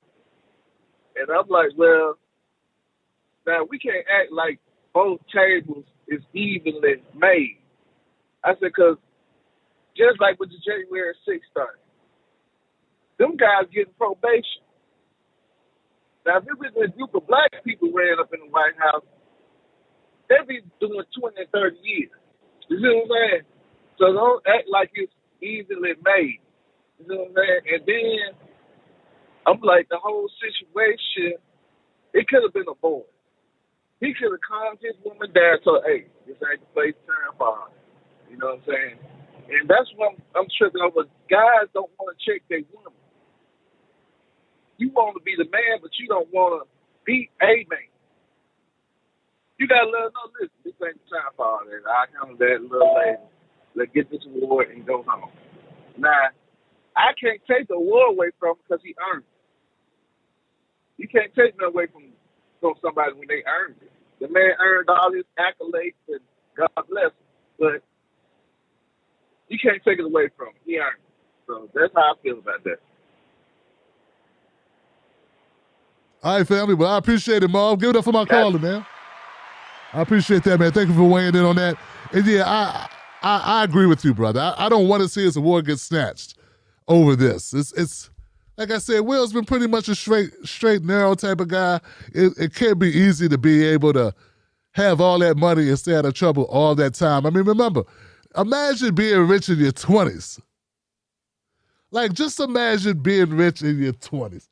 I don't know if I could have got through my 20s rich. Then imagine being rich in your 30s. Because he's been rich that long. Imagine being rich in your 30s as well. Now, imagine being rich in your 40s. And staying out of trouble the whole time. Staying out of jail. Staying out of, serious drama. That's, now, it's a lot of us here that say, Tim, that ain't nothing. I'm not in trouble. I haven't done anything. Me either. I'm right here with you. I've been a working man, a brother, blue collar, white collar, purple collar. I've had different jobs in different industries. And I raised kids and have a marriage. Been married for a long time, brother. And I stayed out of trouble too. But it's easier when you're broke. Well, I'm saying there's certain things you can stay out of because you don't have the opportunity to. Yeah, I never been on a jet. I never had money to jet to Las Vegas and, buy whatever type of narcotic I could ever imagine. People just make up drugs. Just make up drugs. Hey, man, I came up with something like in the new power thing. They come up, the new power, what's it called? With Tommy. Force. The new 50 Cent show on Stars. They done made up with something synthetic drug. It's supposed to be the best drug ever. Like, I don't know. But people with money, people give you stuff like that. You don't even have to buy it. Just because you have money, people give you stuff. So what I'm saying is when you have money, there's more opportunity for you to get into more ish. If you broke, you don't leave the bar at a certain time. You got to go. Just so drunk you're going to get at the bar when you got to pay and you don't have no money. So I think it's a shame that Will Smith has gone so long, so far, with so much and been able to stay so clean. And he gets to 50 and has, I don't know, a midlife crisis. Come on now. Come on now. Come on, Will. All right, I'm going to go to the next call. I got some people hanging out. Remember, guys, I got 319-527-6212. This is your show. I'm just driving. Y'all the GPS. You tell me where the show go. Okay. we go. Oh, Lord. Come on, man. Let's go with 901. 901, you're live. What's your name? What's your comment? Hey, my name's Terry. I'm out of near Memphis, man. Terry, what's up, fam? Can you hear me? Yes, sir. What's up, man? Okay, hey man, I like the show, man. I really appreciate what you're doing, Mr. Black. Thank you, brother. All right. The first, I got a couple of things. Number one, if anybody remembers, Chris started out with "I love you, Jada," so that should be important. Hold on, man. My brother. Give it up for my brother, man. Hold tight, Terry. Hold on, brother. You the first one to bring that up. He softened. He tried to soften the blow a little bit, huh? Exactly. You know what I'm saying? Exactly. So moving on from the positive, I just want to say, we got people saying protect the black woman. Can you hear me? Yeah, now I can. Go ahead, brother. Okay. We got people saying protect the black woman. I want to know who that person was who started that, number one. Because if I got to protect the black woman from jokes, I'm in trouble. And number 2, 3, 4, 5, how we've been protecting our black women is by marrying them, paying bills, and fixing the toilet when they need it. Can you hear me, bro? Yeah, I hear you, brother. Yes, I hear you, Terry. Okay.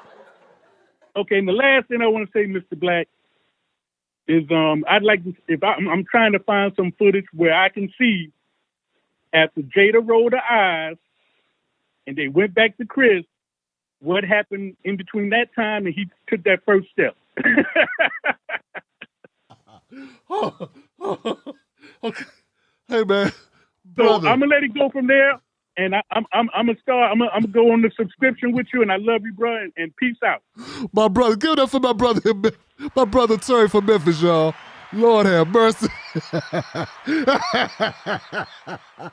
Oh, hold on, man. Oh, I love my people, man. My people. My people,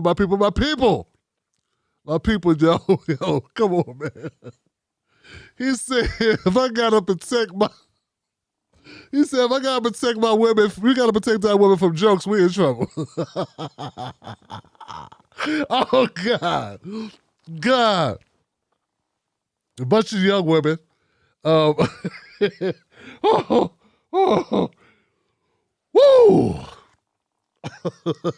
I love my people, man. Y'all, man, I'm trying to tell y'all, man. Oh, I may never be rich, but I'm going to be rich in spirit, dog, man. Y'all keep me young. Oh, God.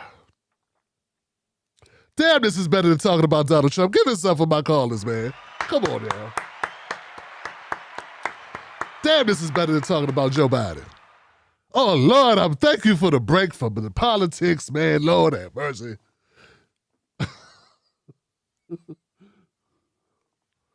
All right, okay.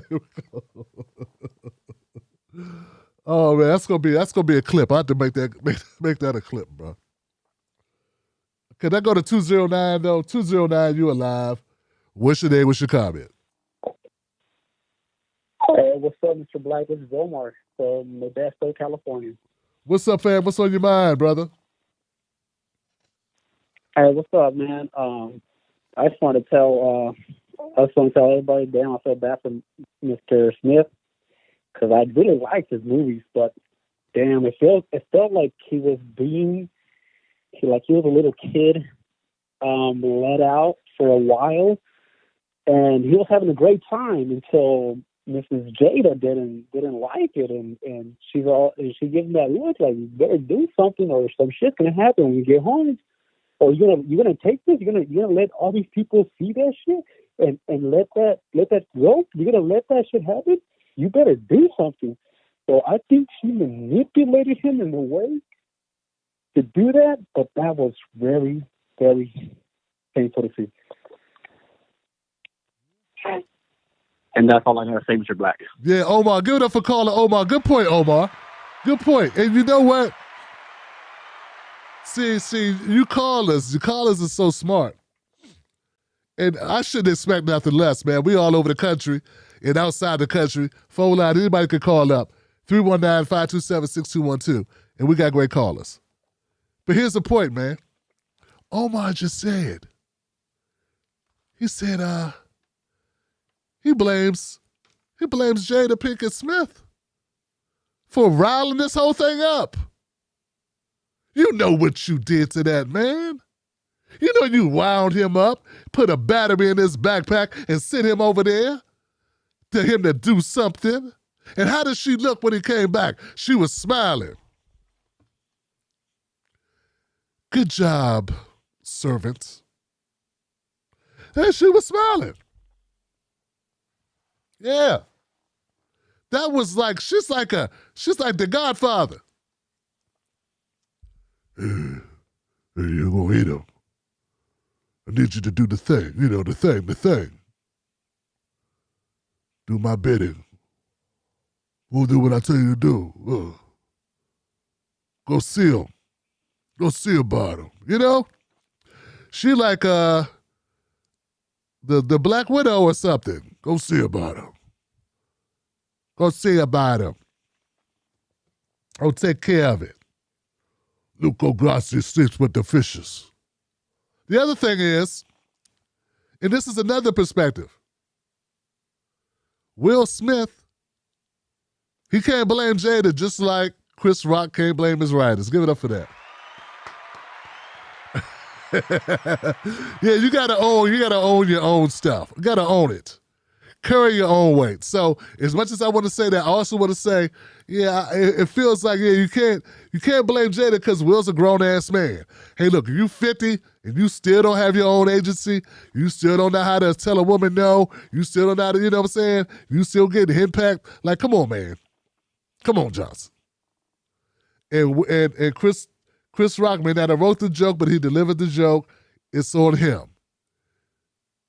The receipt, he already got the receipt on the joke. If you got a receipt for the joke, that's your joke now.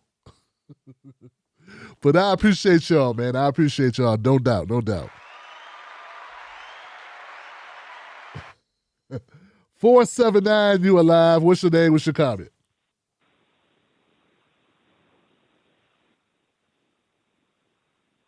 Is that me you're talking to? Yeah, that's you, my friend. How you doing? Oh, yeah.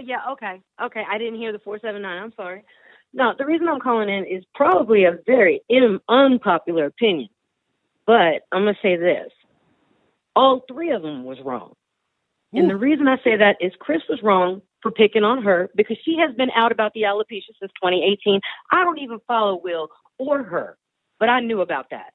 Okay? I ain't stupid. Anybody that has some sense will have known that. Okay? Number one. That's number one. Now, number two, Will shouldn't have got his ass up and done what he did. Okay? Number three, Jada should have sat his ass right the back up down. I'm sorry about the language, but I can't help it. It's just stupid. She should have sat him down, waited till the joke was over, let it blow over, and left, if that's what it bothered her so much. And Will should have went with that. This whole going up and slapping somebody, yes, he slapped him. And yes, Chris knew it was coming because Chris was warned long before this ever happened that this was going to happen if he opened his mouth about Jada again. This has been a well-known fact. This has been going on since 2016. He has been taunting Jada and Will in his shows every time he goes on stage. So, when you sit there and you ask for somebody to act calm, they're going to lose it. But he should have taken a breath. He should have taken 3 minutes or 3 seconds even to sit there and think about what he was about to do. And that's all I got to say about that. Oh, wow. Well, I appreciate your take on this. This is good. I like the fact that you got a different opinion. I appreciate that. She says it's been back and forth between Chris Rock and Will Smith for quite some time based on those other comments back in 2018 or whenever it was. And that this has been a long time coming, and he was already warned. Do it again, player, it's you and me. And he did it again, and it was him and him. And I don't know now if that's true. That's true. I'm not aware of it. But there is something I got to take issue with. I don't follow Jada Pinkett like that. And I ain't stupid. I just got other shit to do.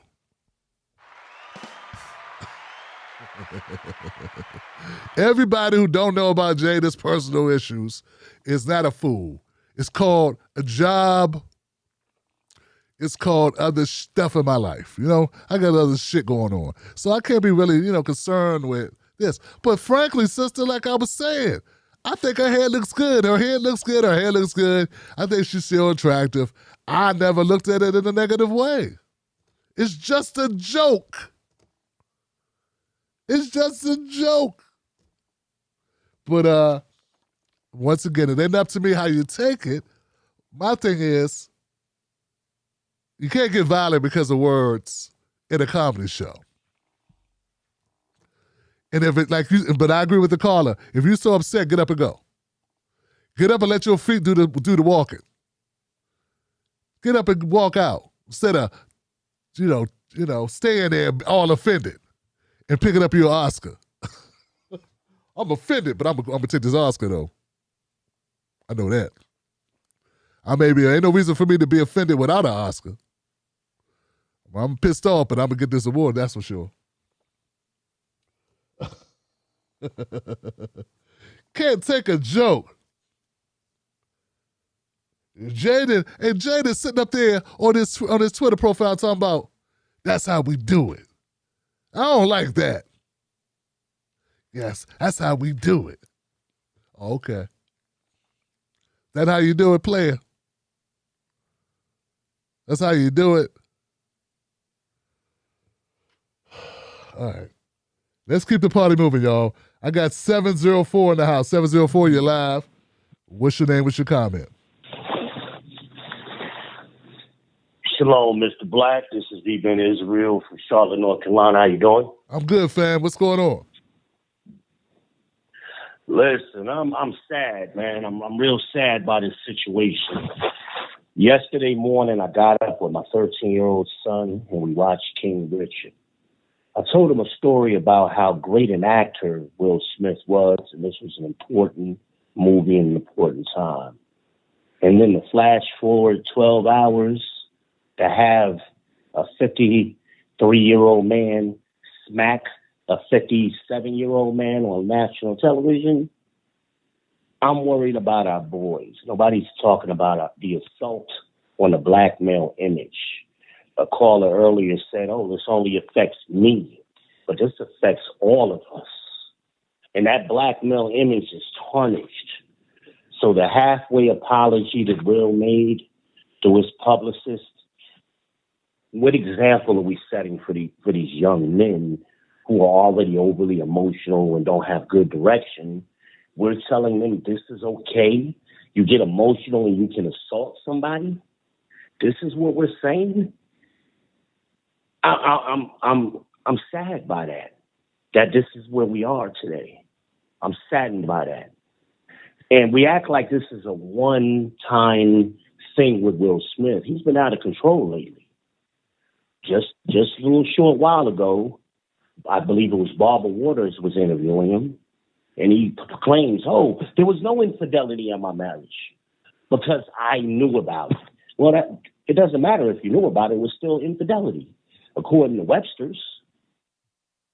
So we're re-engineering words as well. Then recently, he decides, I believe it was Ajune Ellis, that was his wife on King Richard. She writes him a letter, and we're going to give you more money because black women something was her reasoning. And black women do better, we all do better. And Will Smith becomes a simp to that as well. Well, I mean, businesses, I paid you to do a job. You did the job well. You got paid what you agreed to. That's biblical. We don't pay people more because the movie was a success. If so, what about the Black Panther actresses and actors who did well for Black Panther? Did they get a raise? Did their salaries get raised? No. So what standard are we setting with each other? But this Will and Jada thing has been going on for 30 years. She's been winding this man up slowly, even before they got married. She goes on, she goes out and says to everybody, I don't want to marry Will. My mother made me do it. She really was in love with Pop. We know that. Everybody knows that. And she's been continuing this and embarrassing him ever since. Every few years, she has to say something. And nobody's speaking about this mental abuse that Will Smith is going through. Now, I'm not excusing his actions as a man. He shouldn't have did what he did. And like you pointed out, if Ving Rhames had been up there, he wouldn't have did it. He would sat his butt in that chair. If Steve Harvey was up there, Denzel, you could swap out a number of people. He wouldn't have done anything. So the outrage is very hypocritical to me. Like the brother Omar from the Bronx said, where was his outrage for August? He didn't tell August to keep your thing out my wife's mouth. He didn't say that. Nothing. We heard nothing. So all of a sudden, Chris Rock, and I don't really think it was that serious of a joke. It was actually more of a compliment to me, because Demi Moore did a fantastic role in G.I. Jane, and she looked good doing it. So he gave her a shout out, like the brother said. I love you, Jada. G.I. Jane too. How offensive is that? What are we saying? Now, also people have said his award shouldn't be taken. I disagree, because in the real world, he would have lost whatever it was. Olympic athletes can't go assaulting people and they keep their gold medal if they assault somebody at the Olympics. No, you don't get to keep your job if you assault somebody on the job. So why are we giving a different standard for this? I don't get it. And what are we saying to our boys? I suggest everybody who disagrees with the branding of black men, pick up a book, The Assassination of the Black Male Image. It's been going on for a while. Now we're doing it to ourselves. When are we going to say no? When are we going to say no? I appreciate the white brother who called in, but I think white men need to stop interfering in black men's business. Let us handle this. Just sit back and watch. Because like the other brother pointed out, this ain't Jerry Springer. This is real life. This is real life. You can't smack nobody in the cookout and get away with it, let alone on the Oscars. I mean, are we kidding each other? But these are supposed to be elders in our community. 57 and 53. Jada's 50, right? When are we going to stop this foolishness? The brother from Memphis, I believe, he asked, where is that footage in between tapes? Well, you're never going to see it, my brother, because they're going to protect the dinocracy. They're going to protect that. They're not going to show that part. We're never going to see that part. They're going to protect that. She wound them up, just like you said. Put that, and she's been winding them up ever since. We got to put, and I love Will. I just told my 13-year-old son how much I loved Will Smith. I'm 46 years old. I grew up with him. I couldn't believe it, though, what I saw. Wow. I don't know, man. Wow, I'm just sad, man. Ben Israel in the house, man. Give it up for my caller, man. I appreciate this.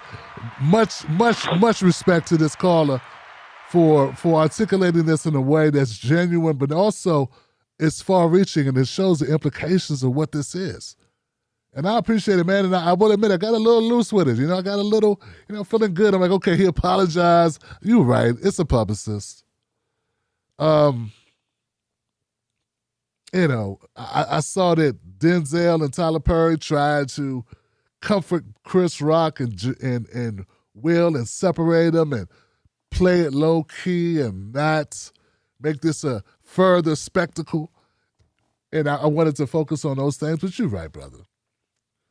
I was talking to my just before the show when I was prepping for tonight's show.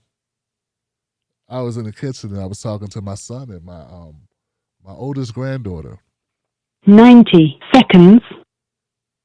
And I was saying how I was going to do another show and how I had to do a part 2 because we had so many callers. I couldn't get all the callers in, and there were people that didn't know I was going to do a show who are members of the show, and they wanted to call in and give their thoughts.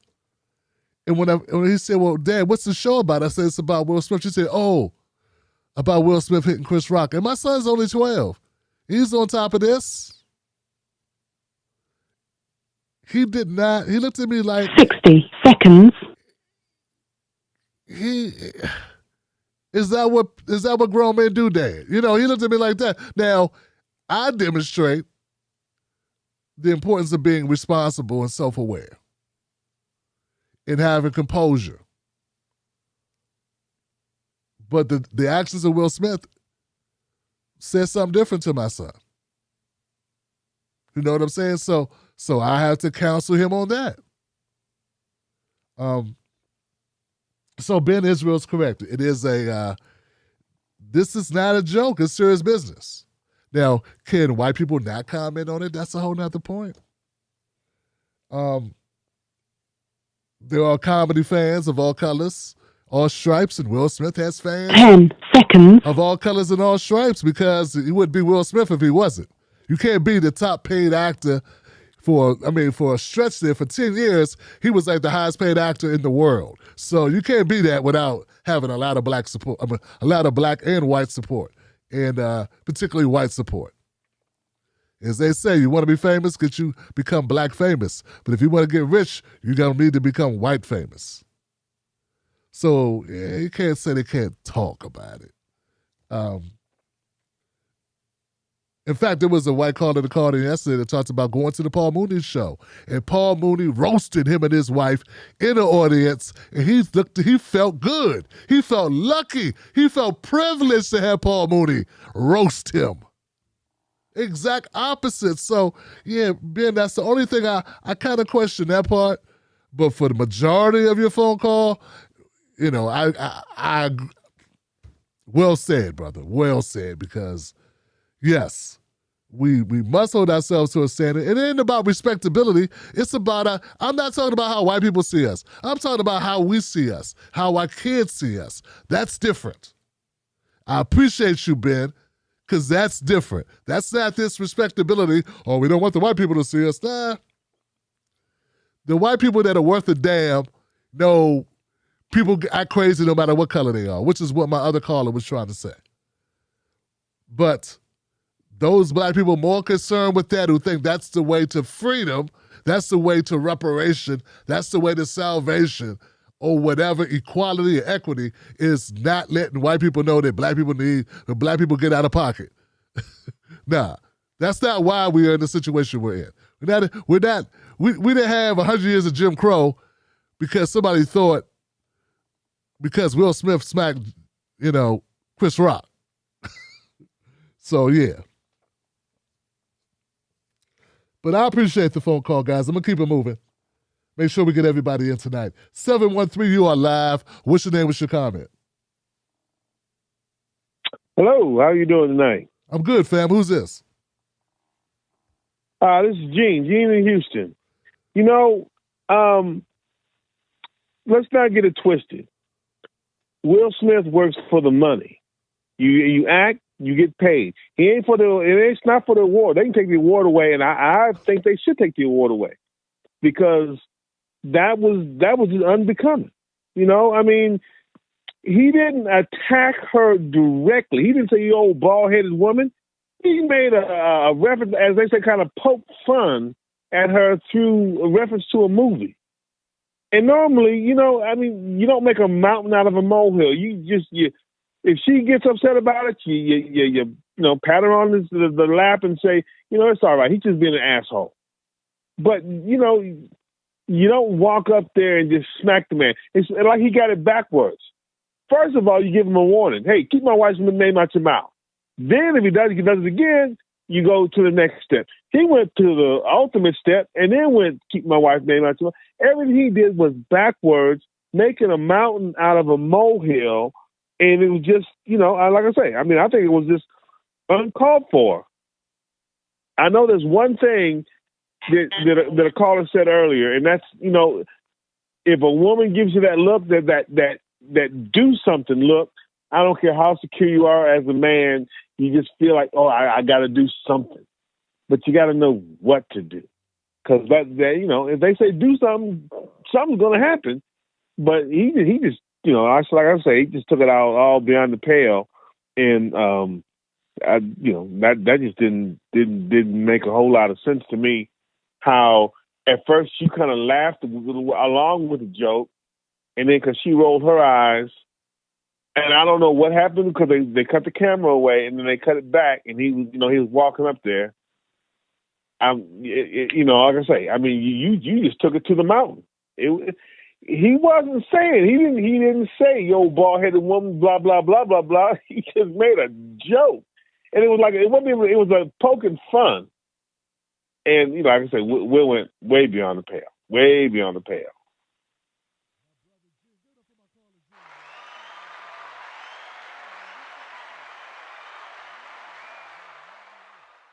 Damn. Give it up for my caller. I'm sorry, guys. I had to mute it. Give it up once again for my caller, James, fam. I tell you, man, my callers, Ben and Gene, have won me over, man. They won me over. You guys did it, man. Will should lose his Oscar. You're right. That's the other point Ben made. You made it as well. It ain't up to me to decide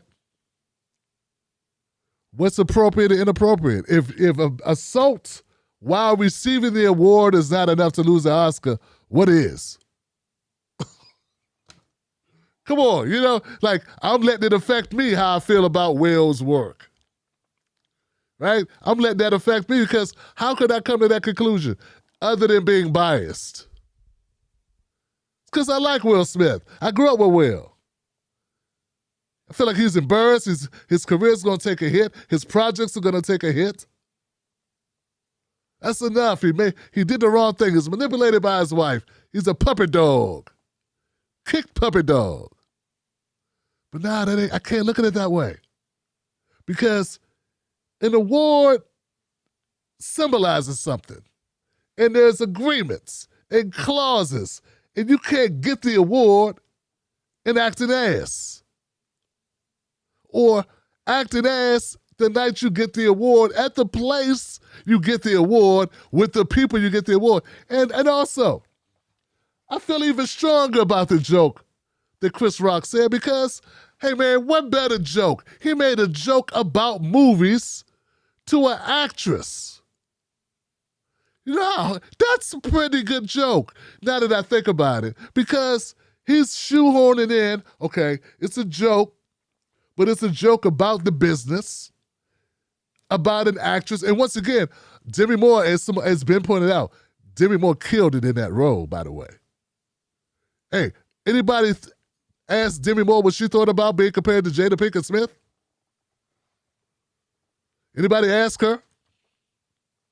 Just wondering, because Demi Moore, that's probably like her cornerstone role. I remember it was Striptease, a couple movies that she did, the one, the Indecent Proposal. Demi Moore was on a tear, man. She was a trailblazer for women in movies. She carried that movie as a army destroyer. Like she was a commando. She was the ish. So that role is an iconic role, Johnson.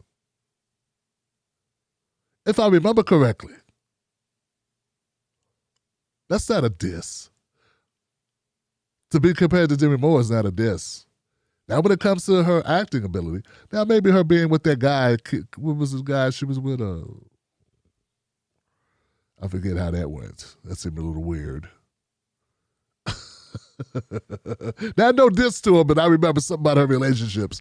She left an older guy to be with a really younger guy. That didn't work out. Kutcher. That's it, Kutcher. So there was some stuff. There's always some stuff with the relationships. That's why Denzel's like, wow, Denzel and Samuel L. Jackson been together forever, man. That's all right. That's amazing. But, yeah, man, you guys, my crew, man, I hope that you guys stick around because you add texture, insights, opinions that are more than just knee-jerk reactions. I appreciate that. Let me go to 504. You alive, 504. What's your name? What's your comment?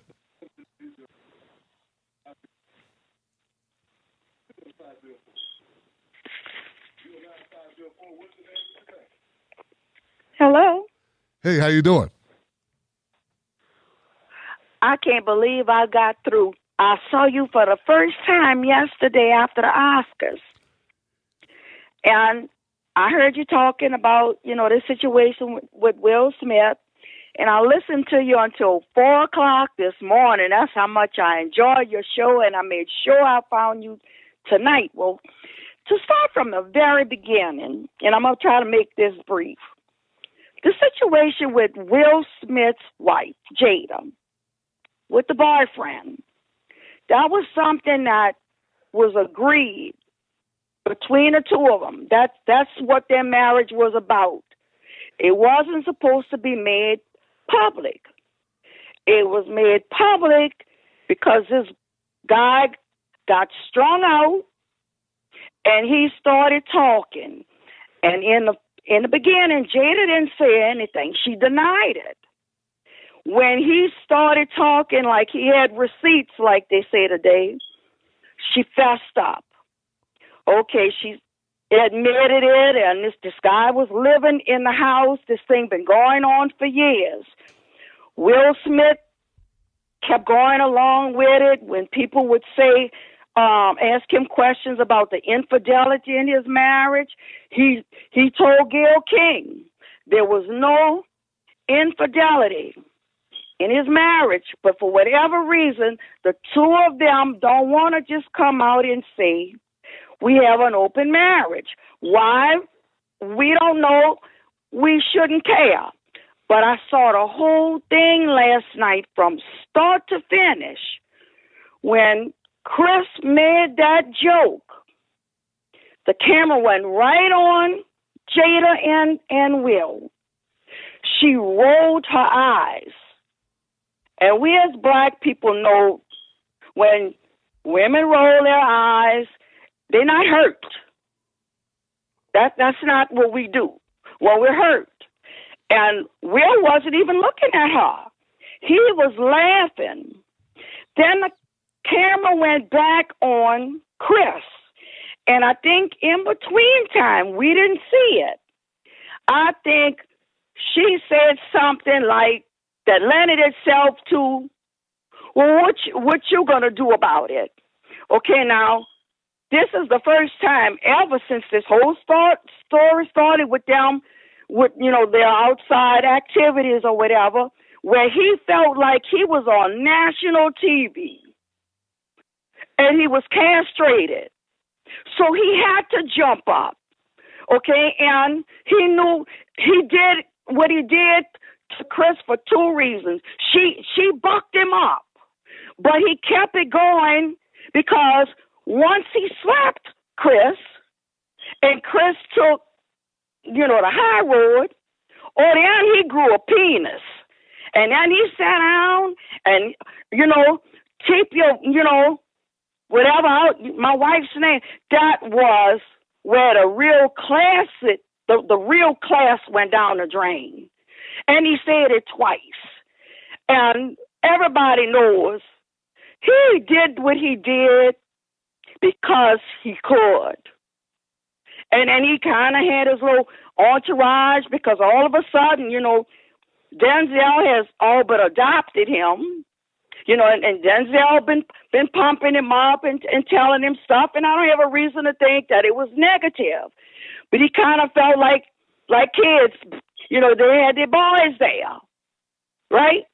So they're carrying on, and now everybody's talking about the jokes. I've been watching the Oscars since I was a little girl, just for the fashion show that goes along with it. They have had merciless comedians that hosted that show.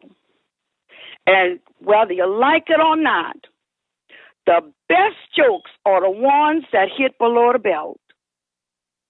And when they did, and the camera would go on the white actor or the white actress, they would kind of make a little frown and throw their arms up, and some people would say boo, but they would still think it was funny. They know that's what they're coming for when they come there. And that's all Chris Rock did. And he targeted Will, and he said, Because that's what we do. When the whites go on and there's a predominant white audience, they don't entertain us. When we do the show, we talk about blacks. BET, we don't talk about white actors and what they're doing and whether or not they're on a down low or whatever. We talk about the people as there, and they have whites there. But they're there for the show. They're welcome. They have an invitation, but they're not the majority. They're in a minority. And that is the way it's always been. But, my opinion is blacks need to just keep all of this foolishness moving. They don't even need to be at the Oscars anymore, because if you want my opinion, they seat warmers. You heard me, right? Seat warmers. Seat warmers. Even when they're nominated, they know leaving home, they are not going to win. Leave those people alone. Why do we keep begging, asking? We're not great until whites validate us. Why? Have your own show. And the Denzel Washingtons and all of the world, they don't support the BET Awards. They don't support the NAACP Image Awards. They feel like they're too big for that. And if you keep doing that, you can't expect other races to respect you.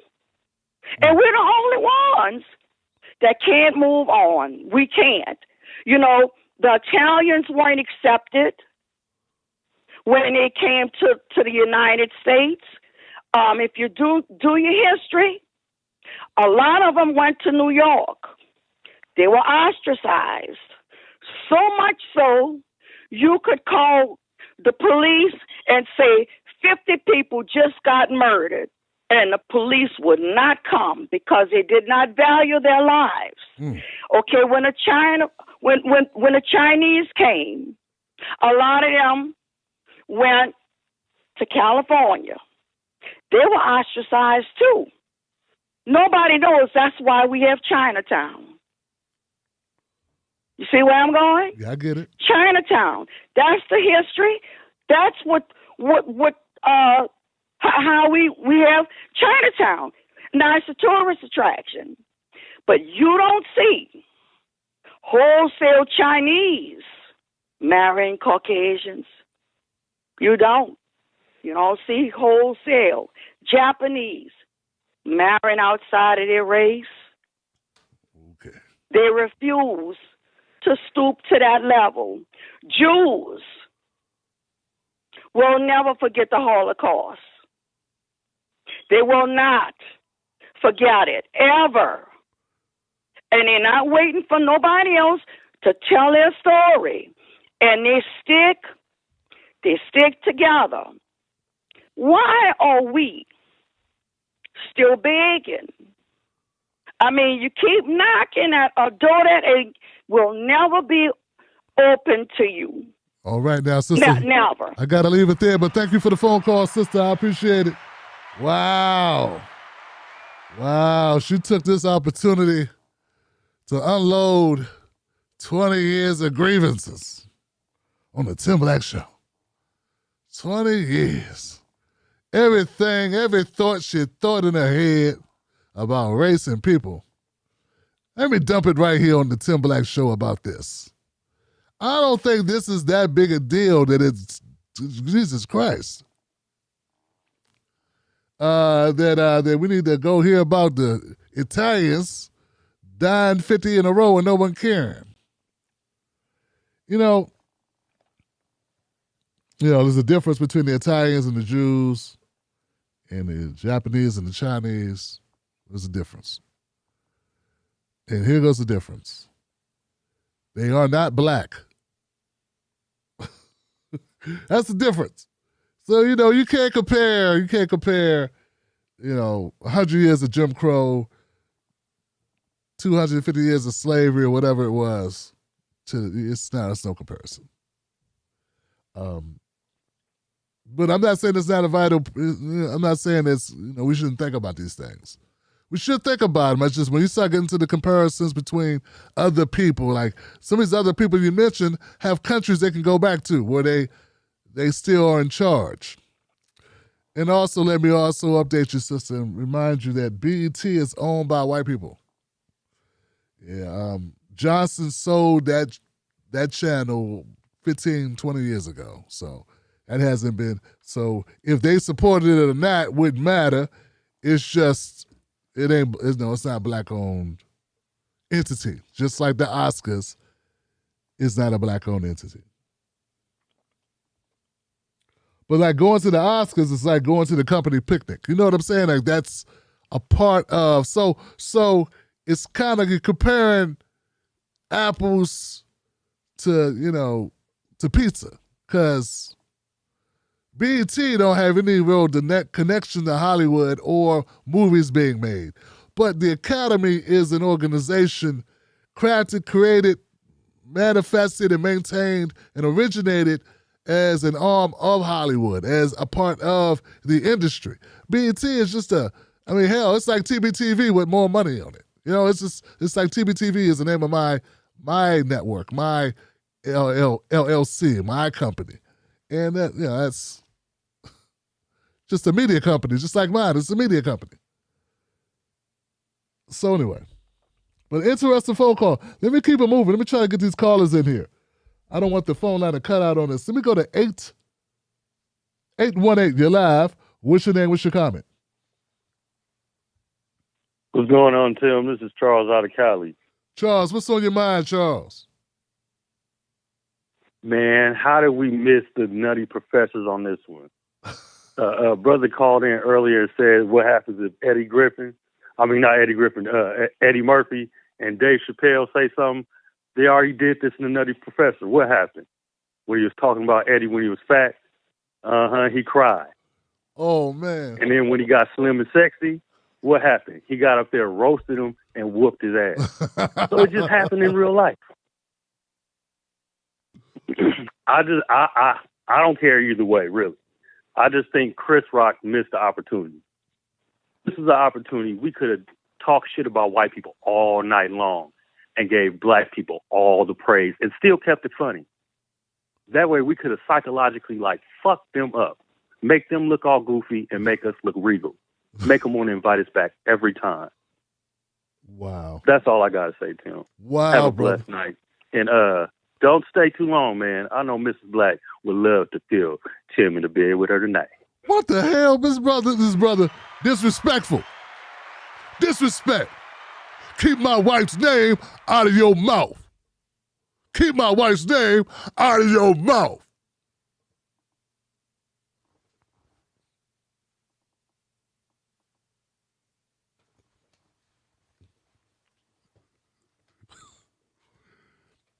Man, good point about the Nutty Professor. That was Dave Chappelle that got thrown inside the piano or something. Who? I'm not even going to do a reenaction. I'm going to leave it there. Try to keep some dignity tonight. My wife's name out of your mouth, sir. My name out your mouth. Put some respect on my name. My brother. 714, you alive. What's your name? What's your comment? Hey, Tim. I just want to thank you for the great show you had yesterday and today. I really, really enjoyed it.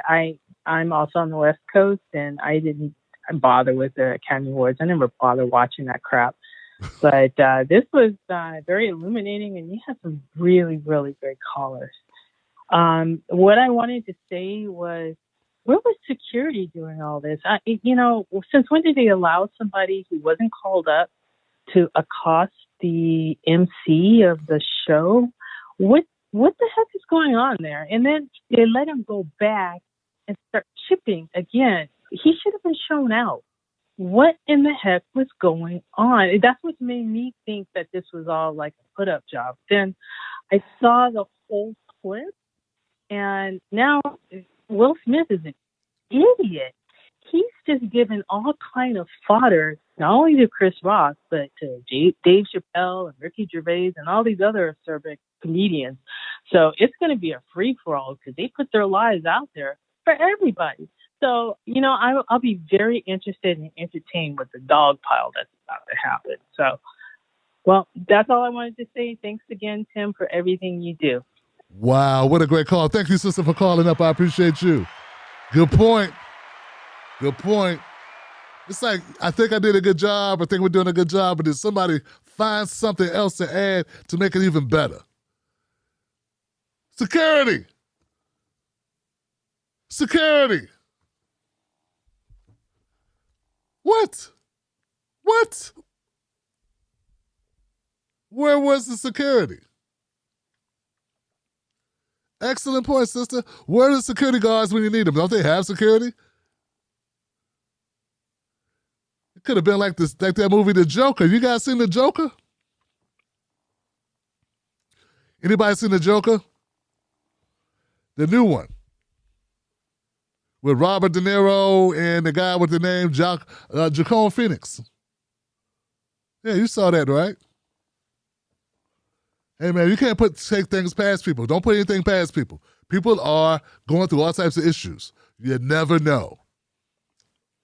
That's an excellent point, sister. This could have been horrific. Who knows what's going through people's minds? I bet you now it's going to change the protocol at the show. There might be some big guys standing there, keeping an eye on everything. You know? Because people, it is. And now, look, now it's going to be open season on Will Smith now. Because I've been learning, man, these comedians don't play. They're like a gang. Comedians are like a gang, Johnson. They're going to be roasting Will and Jada. Woo. Now that's a fire. They will be roasting them for quite some time behind this. Believe that. Now, I lost my 714.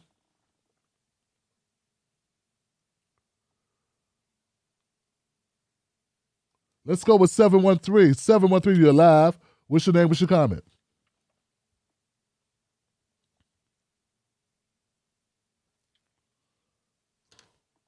Oh, my bad. I did 713. My bad. How about we go to 608? 608, you're live. What's your name? What's your comment? Hello? Hey, how you doing? Oh, hi. I'm on air. Well, Tim, I enjoy the show. You know what? I stopped watching the Oscars, years ago. I just don't enjoy the show anymore. But I did watch the video clips of Will Smith slapping Chris Rock, and it did appear staged to me. But I just want to comment on just an observation I have about Will Smith. He was being interviewed by one of those celebrity news shows, Entertainment Tonight or whatever they're called these days. And he was posed a question about if he and Jada would consider divorce. And he said he would not consider divorce. And a part of it had to do with their assets. They would have to divide up the assets. Now, I don't know if there is some kind of prenuptial agreement between them, but Will Smith would lose a considerable amount of money on his end if they were to legally separate. And every time I see Will Smith, he seems miserable and just very emotionally distressed. And, being an older woman, someone with some wisdom behind her in years, it's time for Jada to really step up and be the woman and be the bigger person here and offer her husband a way out of the marriage, even if she has to give up some of the assets. And the reason why I call upon her to do that is for her children. Her children, they are watching this whole thing play out. They are being publicly embarrassed and humiliated.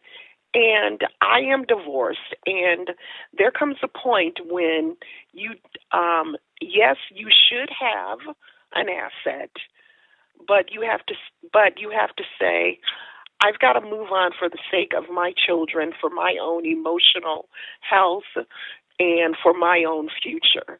And so men, and you can disagree with me if you like, men have a very difficult time coming to terms or accepting an affair from their wives. Women do a much better job processing it, moving on, forgiving, and working on the marriage. From what I have read, Jada Smith has a background, one in which it was acceptable for people to have these open marriages. And whereas Will, he was raised a Christian, and he's conflicted about it. You can tell when when he sits for interviews. And so I place the blame on Jada as a female. It is time for her to step up, do the right thing in the marriage, and if she has to forego assets, do that, but don't allow her children to see their father in so much pain and to have him publicly humiliated. Allow the father to move on. So that's all I have to say. And I would be interested to hear what other callers think. You take care now. Bye. You take care as well, sister. Thank you so much for the phone call. I appreciate it. Another amazing phone call. Another vantage point. Yet another way to look at this. Does Jada Pinkett owe it to her husband to let him go? A compassionate release. Wow, ain't that something? A compassionate release. Money ain't everything. Peace of mind, dignity, the mental health of your children and yourself. Wow. Wow.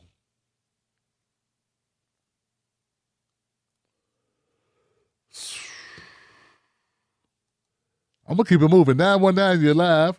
What's your name? What's your comment? Yes, my name is Dwayne Jackson. I'm calling from North Carolina. Hey, what's up, friend? What's on your mind, my brother? I got a different take on this whole will situation. And it goes back to 2016. And do you remember when the last time that Chris Rock hosted the Oscars, when he made that joke about Rihanna and Jada?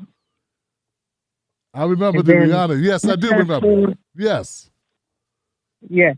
And that joke was kind of in very poor, bad taste. And then let's fast forward to 2019.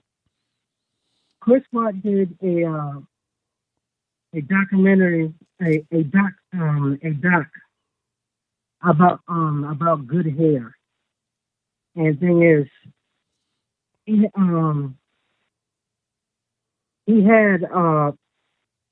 did the doc, and also he talked about the condition that Jada is suffering from. So basically, he knew what he was doing.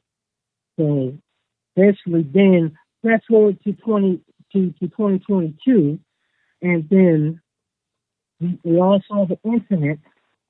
And I don't sound muffled, man. You sound pretty muffled, caller. You sound muffled.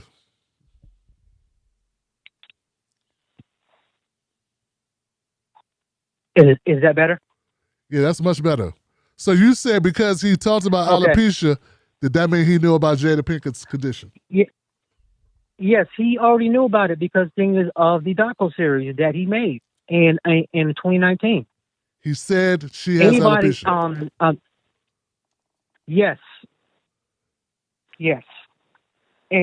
But basically, I don't condone violence, but I understood, why he did it. But thing is, it's like poking a bear. If you keep poking the bear, sooner or later, the bear is gonna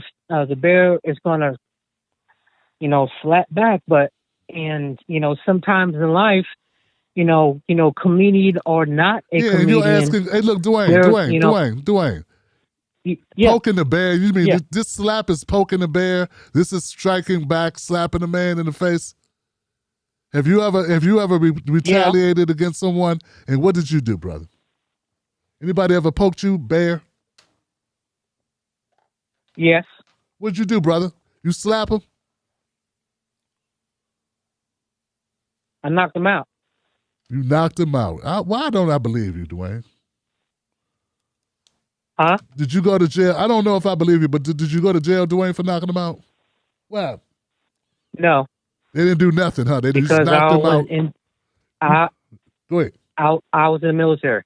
So you knocked somebody out and there was no repercussions at all? No. Not at all. All right, Dwayne. I feel you, man. Look, man, thank you for the phone call. Give it up for Dwayne, man, who's being dishonest tonight. I don't believe Dwayne. And Dwayne's full of shit. But okay, look. You just sound phony, Dwayne. You don't poke the bear. Well, first of all, Chris Rock did not make a Jada Pinkett reference in his movie The Hair. Because that's crazy, Johnson. Yeah, he didn't do that. And just because you say people got alopecia doesn't mean you can ever make a hair joke. Like, come on, man. It's a hair joke. And look, and Jada Pinkett has hair. It may be a little bit of hair, but she has hair. So did G.I. Jane. But that don't have anything to do with it. Man, in what world are you guys saying it's okay to break the law and beat people's ass? The only time you're able to beat people's ass that I'm aware of is if they're trying to beat your ass. You can't just beat somebody up because you don't like them or because they said something. What in the Wild Wild West swashbuckling Black Panther nonsense, Wakanda Avenue bullshit are y'all on? This is America. You can't just beat somebody's ass. What can happen, though, is you can go slap somebody and they come back with that thing and put two in you. That happens, too. So all these people talking like, this is the streets. Yeah, man, I'm in the streets. This is how the streets get down. Which Dwayne don't sound like he live on the street, let alone been in the streets. More like Beach Street. But, come on, Johnson. Come on, man. In the real world, you put your hands on somebody, they lay hands on you. So this is not the real world. This is Hollywood. This is Hollyweird or whatever you want to call it, Johnson's. Let's stop applying these types of rules. You poke the bear. Well, you know what? You see this? This right here? This is not the bear poking back. This is Will Smith open hand slapping a man with his hands behind his back over a joke about his rich wife playing a role in a movie she could play.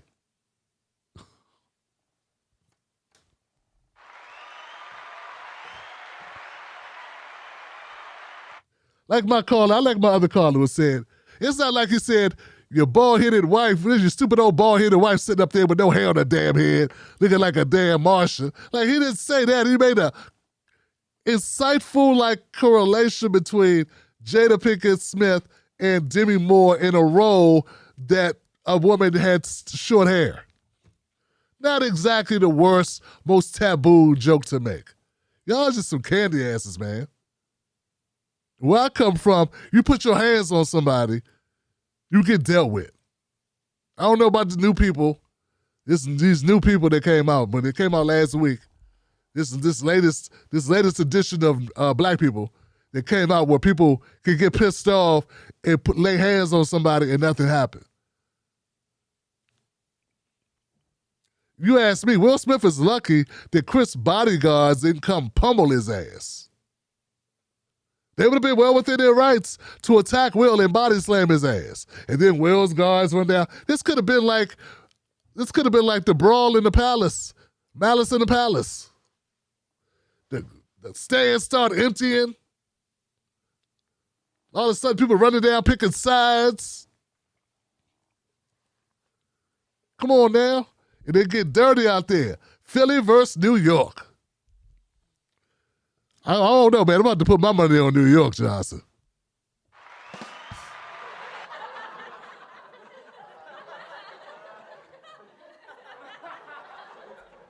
West Philadelphia, born and raised. Well, that's just how I see it, fam. Let's move it on to 520. 520, you are live. What's your name? What's your comment? Hey, Tim, it's Joe. Calling from Arizona. Joe. Man, I'll tell you what. This city, dude, you have no idea how much I appreciate you. Been listening to you all the way from Jamarl Thomas days. Like, you're one of my favorites, dude. Thanks, fam. I appreciate it, man. So, yeah, I mean, I'll tell you what, Dwayne is full of it. It's part of this, like, I remember, like, the Black community gets stuck with all this stuff. I'm a white guy who, I don't like white girls. How do you want to classify me? I'm not into white women. The bad analysis is going on all over. I remember, like, George Floyd those were the biggest protests in this country. We went to Dave Chappelle pointing out that 2 acres gets appointed for, 55-acre development. He gets canceled. And now we finally get, like, a moment in the light where Will slaps Chris Rock. Are you kidding me? Like, dude, this is like, this shows right how shallow this country is. Your analysis, dude, is tight. Your analysis on Ukraine, like, has been spot on. When we devolve down to, like, the Jerry Springer isms of the news cycle, like, dude, this is when this sucks. Because, Tim, you've been killing it for years and years. And not only that, like, just the culture issues to get devolved down to, like, Will slept, Chris Rock, man, what's your take? People are missing out on you, man. They're missing out on the best Tim Black that you can find. And it's like serious analysis, not like Jerry Springer shit. That's number one. The Black community is walking away from Joe Biden. I can't wait for it to happen because this thing has been. Man, we're not talking about that tonight, Joe. And I appreciate you, man. But we're not talking about that tonight, man. This is a different show. We don't usually have phone calls on Monday. So this is not a typical show. But here's the thing, Johnson. I talk about pop shit too, and this is pop and culture. It may not be important to you. I get that. You still here, though. I get that. And guess what? When I'm talking about Ukraine, and my take on Ukraine was very different, but people got to know who I am in order to check that out. So now, maybe some of these new people, because I got 400 new subscribers yesterday, maybe some of them will go check out my content. So don't think you know everything, okay? Because when people trust you, and they think, okay, I value this person's opinion, then they check out your catalog. I know what I'm doing, Johnson. I know what I'm doing. Okay? I've been doing this I was doing this 5 years before I brought Jamal Thomas on my show. 5 years before I met that guy. So you were missing out on me all that time.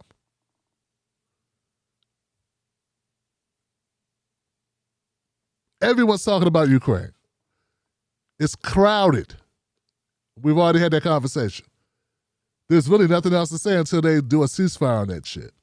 Then I'll be back to doing that. But anyway, yeah, man, it's nice. I don't know what you not liking white women has to do with it.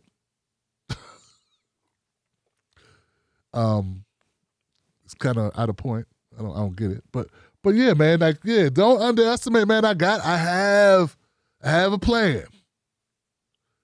And we were talking about, I'm talking about Biden so much, man. I'm tired of talking about Biden. Biden need to cut the damn check. That's what Biden needs to do. He need to cut the damn check. I had a pretty nuanced, I thought a dope analysis of Ketanji Brown Jackson as well, brother. But we can chew gum and walk at the same time. We don't need to just do what progressives want me to do. I don't need to do what just white people want me to do. I'm going to do what I want to do, Johnson. That's the point of being a business owner. You do your own shit. That's why I own a network. That's why I own my own company. So I can say what I want and I don't get fired. I also had a pretty good take I thought on the Black News Channel shutting down. But it's not for everybody.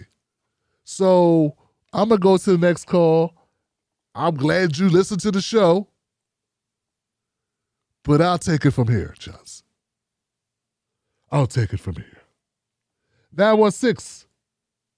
Tell the people, you're missing out on the best of Tim Black. No, they're not missing out on it. They are discovering me.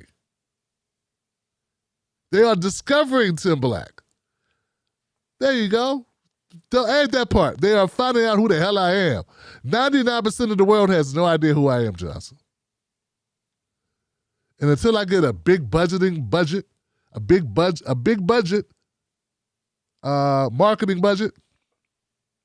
that you help pay for because you love my content,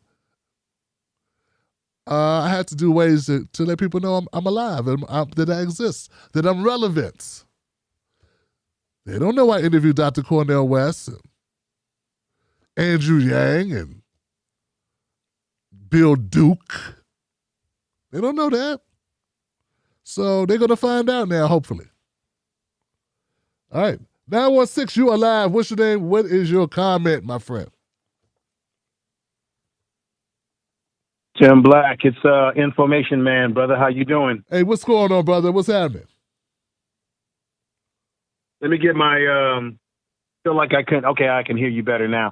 I want to give you my breakdown on this Will Smith situation. I did a video about this.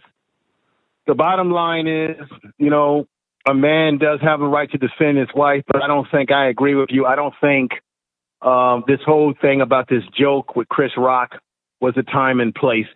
He was there on a night where he was going to be honored for the Oscars, and he pretty much ruined his legacy because it'll always be associated with what happened that night.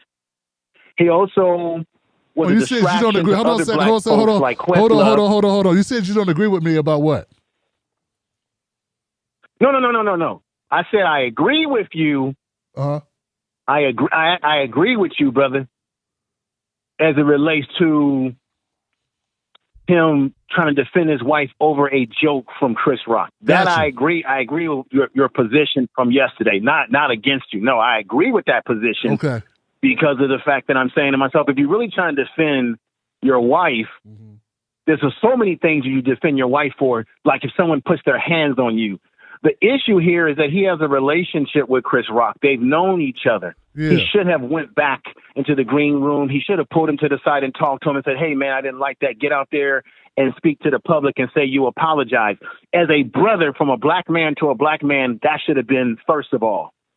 And I don't like the idea of seeing two brothers like this on this level fighting each other. However, I was listening to you last night and I was trying to get on. I don't agree with us saying that their behavior is a reflection. I didn't say that you said this, is a reflection on black men across the board. We got to stop that. We should not be judging ourselves by the barometer of celebrities. They on a whole nother stratosphere from us. So it really bothers me when people sit up here and say, I'm surprised that this happened. Why are you surprised by what celebrities do? Okay? Why are you surprised by that? I'm not surprised. Now, Will Smith doesn't have a history of doing this stuff. So when people call up, I work as a therapist. When people call up and try to do a psychological analysis on Will Smith, and he's got problems, brother, He doesn't have a history of lashing out at people consistently. People who really have serious problems, they lash out. I know this. I deal with guys in the joint, man, who have these problems, and they have a history of lashing out physically. So what I think happened is that this is going to, people may not like what I'm going to say, the ladies in particular. What happened is Will was triggered last night. What was the trigger? It wasn't the joke. It wasn't Chris Rock. I'm sorry. The person that triggered him was his wife right next to him. She's been embarrassing him. She's been engaging in demasculizing this man. All this stuff about they need to get rid of the damn red table. They've been putting their junk out, their mess out in the streets. His wife is the one that's been putting this mess out in the streets. It was his wife's BS with that young R&B singer that was supposed to be his son's friend that she was messing around with. And him and her and Jada had a understanding to do their stuff in discretion, and her boy ran his mouth, and then it came to him, and then it embarrassed Will. So Will's sitting up there, and he's laughing at Chris Rock's joke. You know why, folks? Because actually he genuinely did find it funny. Because if he genuinely was trying to defend his wife's honor, let me ask you a question, Tim Black. When someone is insulting to your wife, do you need your wife to look at you and say, Negro, what are you going to do? Get your butt up. No, he simply sat there and laughed. Then he looked at his wife, and she gave him that look like, Negro, are you going to do something in my honor? And I guarantee you, and you know how it is as a black man when you're married, you can't go back home to that household to your wife. There's going to be hell to pay that night if Will did not do what he did. So what I'm saying to you is the common denominator in Will's life when he starts doing wacky stuff has been Jada Pinkett. It has been her. She's been the one that was pulling him to do what he did. He did it in her honor, but he's now going to pay a price for it, unfortunately for him, but he was wrong for doing it because he should have recognized the place that he was in. I'll tell you this, brother. There's an old saying. Sometimes our talents, listen to me, our talents can take us to places that our mind can't handle. Whoa. So his ability and talents took him to a place, but his mind could not handle the moment because he didn't act. I tell guys this all the time in my profession. Are you a reactor or are you a responder? He should have responded and not react. He let this is why emotions can be dangerous, especially for men with our male hormones. It can get us out of control. And that's what happened. He was reckless. And he attacked Chris Rock. You know why? Because he could. Chris Rock did not exhibit to him any danger, any effects. He knew that he could slap him, walk away with his back turned around, and he didn't have to worry about Chris Rock jumping on him. Okay? In the case of Terry Crews, you spoke about this yesterday. Terry Crews was groped right in front of his wife. He didn't do anything. That's the time when you use some knuckles and you knock somebody out with that backhand and that uppercut because that man touched his private areas. Chris Rock, they're friends. They know each other. Now, this is another thing that people need to realize. I don't think that this situation happened, Tim Black, only because of the joke. It also has been steaming going all the way back to when they were protesting the Oscars going back to 2015 when he did not get nominated for Concussion. And Jada wears the pants in that family, sir. She's in control. He's just following along. And she took a position that they were going to boycott it. And Chris Rock during that year made some statements that she didn't appreciate. This is a quote from Jada Pinkett. This is off the news.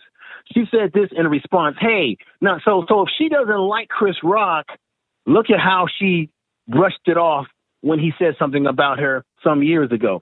Hey, it comes with the territory. This is Jada Pinkett's quote. It comes with the territory. We got to keep it moving, she said. We got a lot of stuff we got to handle and a lot of stuff going on in our world right now. We got to keep it moving. So when they asked her about his statements, she brushed it off. But I think that this had been boiling for a while, whatever issues going on between them that was boiling. And that was the moment when Will said, hey, you know what? I'm going to let it loose here. So this is a serious issue. And Tim Black, I got to get your opinion on this. Another reason why I think Will did this is because you've been hearing it. You hear it on social media. There is this narrative that black men do not protect black women. We have black women out there that are saying that we're not protecting them. Don't think that someone that's a celebrity like Will Smith is not impacted by those vibrations that some black women put out there that we don't protect them. So there's a whole lot of cultural issues that's involved in this, a whole lot of narratives where this whole thing about, as a man, we've been raised that we must protect our women and our children. And so forth, he acted in the emotions of that narrative, but he did not handle it in a mature way. And keep this in mind too, brother. In his book, which is actually a fantastic book that he came out with, he talks about the abuse that his mother went through. I've had family members go through abuse, so I can relate to this. And that how his father would beat his mother, and he regretted never doing something to protect her. Not only his mother, Tim Black, but if you go back into Will Smith's past, he has other relationships with women that were abused women that he could not help as well, my brother. Okay? And when you look at his first son, this is why I know there's something going not right. When I look at it from a professional, from an outside lens, from outside in. His other younger kids have grown up in Hollywood. And they have, I don't want to disparage his kids, but they have unusual behaviors. I'll say that respectfully. But his older son, I believe, who did not grow up in Hollywood, lived mostly with his mother, that young man's going to college and plans to go to medical school, and you don't hear any unusual behavior out of him. I believe he's the most stable of the kids, in my opinion, based on the fact you don't see him doing weird behavior. He's not caught up in all of that. And even that relationship that he had with his first wife, Jada Pinkett, was involved in destroying that relationship with his wife. That was a very difficult breakup, Tim Black. So what I'm saying to you, ladies and gentlemen, don't kill the messenger, but understand the message. Jada Pinkett is the common denominator to the buffoonery that you saw last night. He does not wear the pants in the family. And I guarantee you, brother, as I end here, that you're going to see him and Chris Rock with Oprah Winfrey on some type of show, hugging and kissing and warm embrace, saying, I'm sorry, brother. I love you. I love you too, brother. We shouldn't have did this. Somehow they're going to end up in the entanglement with each other to forgive each other. I wouldn't be surprised if she brings them all on her red table, because Jada has been spilling beans and running the mouth about their relationship for years, and it's been an embarrassment. I believe, in my opinion, Will Smith needs to take inventory as to whether Jada is the right woman for him, because he didn't intend to attack Chris Rock until she gave him that look like, Negro, you better get up. Dig what I'm saying here, folks. He never intended to do what he did originally. She put the batteries in his back, and I know there's women out there that are going to say, oh, you're blaming the women. No, in this case, you can blame a woman, not all women. She put some batteries in his back. She's always been putting the batteries in his back. And by the way, she was always in love with Tupac. That's the man she always wanted. She's from my hometown, Tim Black, Baltimore. She come out of the project. My mom knows some of her family members. Thank you, brother. Peace to everybody. All right, now, give it up for Information Man. Goodness gracious, brother. I know you said you did a segment on it. I think you just did a segment on my show. I know I said I was going to invite you on the show, but you just did a segment on my show. You good. I guess that account is being you on the show. You did this whole segment on my show. Excellent analysis, Information Man. Also, I didn't know you were a therapist, brother. That's some interesting news. Interesting. And very, very introspective. Detailed analysis, my brother. Wow. A couple of points, though, I want to illuminate for folks. I agree with Information Man.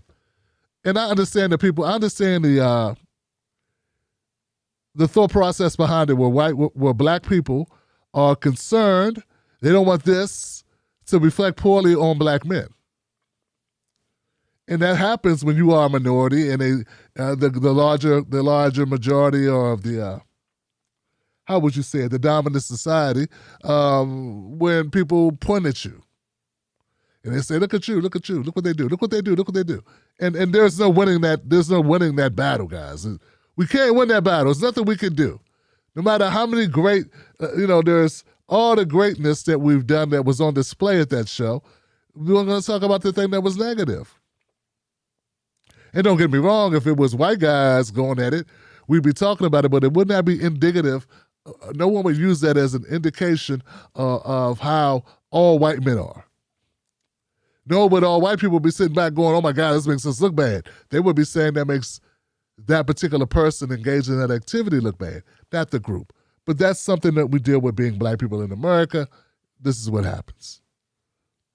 But I agree. I would love to free all my people from this type of thought. Life's hard enough for you to walk around thinking that the bad actions of others have any effect on you. They should not. And only a person that stereotypes you, a bigot, would do that. That's the only people that do that. Other people don't look at negative people and say, look what you did. So, no. Damn it, I wish I wouldn't have started talking. I had one last call in the queue, and damn it, I'm unable to take that one last call. Damn it, Johnson. Damn it. I had one call left. I missed one call. We went too long, information man. Too long, Johnson. I let you go too long. Because I had a timer up here and I let you exceed that. That's my bad. I want to apologize to that last caller. I did not get them in. Black men don't protect black women. See, this is why it's important not to listen to people who call up and say this is not an important show. You know what? I want to say this. Black men and black women relationships are more important than how we feel about Joe Biden. Because black men and black women and black men relationships are, in general, in this narrative that black men don't protect black women, that's more important than what funky ass Joe Biden had to say. Or goofy ass Mitch McConnell had to say. You understand what I'm saying? Because this is everyday life that people live. So if you're sitting back going, oh, this is just tabloid. This ain't just tabloid. There's an undercurrent that's happening in black communities, as Information Man alluded to, where there's this layer of contempt. And if you're black, not white, if you are black in social media, you've seen it and heard it. Where there are black women saying that black men don't defend them, that black men don't stick up for them. That's because they're looking at media. They're looking at stories that are handpicked by media entities that do not depict black men protecting black women. I protect my wife all the time when necessary, when it's adequate. Like when there's a bump in the night, when a strange person knocks on the door. Not when we had a comedy club that we paid to go to and somebody got a couple jokes to get off. That's stupid shit. So they're not watching the Tim Black Show and watch the interaction and listen to the stories of Mr. and Mrs. Black. No, they're waiting for MSNBC to show it. Or they're waiting for the Daily Mail to put the story out. Or they're waiting for the Shade Room or Vlad TV to put it out. These are not adequate descriptions of real life. Yeah, if you're waiting for corporate media that makes money off of sensationalism and drama to validate you and show you that black men and black women get along well, you're going to be waiting forever. You're going to be like that skeleton sitting on that bench in the meme that I've seen. Because that ain't what it's, that doesn't make money. It's not profitable to show a cohesive, calm, loving marriage institution foundation going on with black folks. There's no drama. Who's buying tickets to that? Where's the confrontation? Where's the drama? That doesn't make sense. They're not in the business of making black people seem like they have cohesive relationships. They're in the business of selling clicks and views. Just like movies, sitcoms, miniseries. They're not in it. That's not. So actually, I would suggest what's more destructive is real people on social media shitting on black people relationships based on what they saw. I think that's more damaging than even the movies, because movies are make-believe. But when real people make these comments based on no data, no facts, just how they feel inside, that black men don't protect black women. And you know what? I've seen smart people reiterating that as well. I've seen smart people reiterating that. I've seen Congress people reiterating that shit. As if white guys are just lined up to defend white women when they're getting dragged on the internet for some shit. I mean, what are we even talking about? So, and if you're in a relationship with a man that won't defend his home, won't defend his wife, you're in the wrong relationship. And what I mean by that, it's not jokes on a comedy show. I mean, actually defend you. And you should defend your husband. And you both should, all of you should defend your children. And these are things we don't need to learn from watching Jada Pinkett and Will Smith. So anyway, it's just weird. Just weird shit, man. It really is. But I appreciate it, guys. I appreciate it.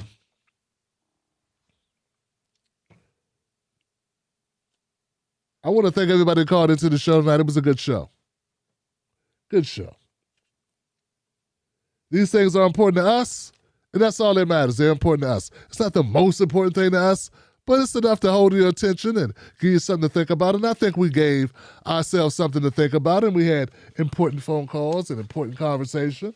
And I'm, I think we did a good job of expressing ourselves on this. So I want to give a shout out to my people. So let me go and read some comments, man. I got a couple people that made some comments. Afraid Not says, I'm so glad to be awake for a live show. Thank you for everything. Much love to you and Mrs. Black XO. Thank you. Afraid Not in the house. Tony says, I love the show, Tim. Well, I appreciate you, Tony. Thank you. Dwayne says, this has been brewing since 2016. When the last time Chris hosted the Oscars, Chris made a documentary called Good Hair. He went in deep about the same condition that Jada is suffering from. But there are lines you do not cross. There are no lines you do not cross. That's what comedy is, brother. Comedy is crossing lines. That's what comedians do, Johnson. Damn it, when are people going to get it? That's the whole purpose. Cross the line. What did Richard Pryor do? He crossed the line. I remember this bit that Richard Pryor said about Leon Spinks. Leon Spinks can't read good. Leon Spinks can't talk good. Leon Spinks get pulled over driving without a license. I remember this bit, and I'm wondering, did Leon Spinks like that? No one asked Leon Spinks what Leon Spinks thought about Richard Pryor roasting his ass. Because that's what comedians do, Johnson.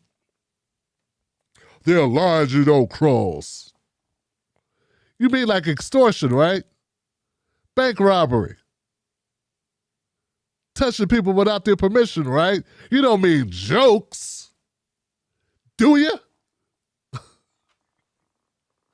Man, we in trouble, Johnson. We in trouble. We are in trouble. There's lines you don't cross. You mean borders? What you talk about, Johnson? There are lines you don't cross. Hey, man, you hear the one about the whale and the fisherman in the lake? There are lines you don't cross, my brother. Lip all quivering. There's lines you don't cross.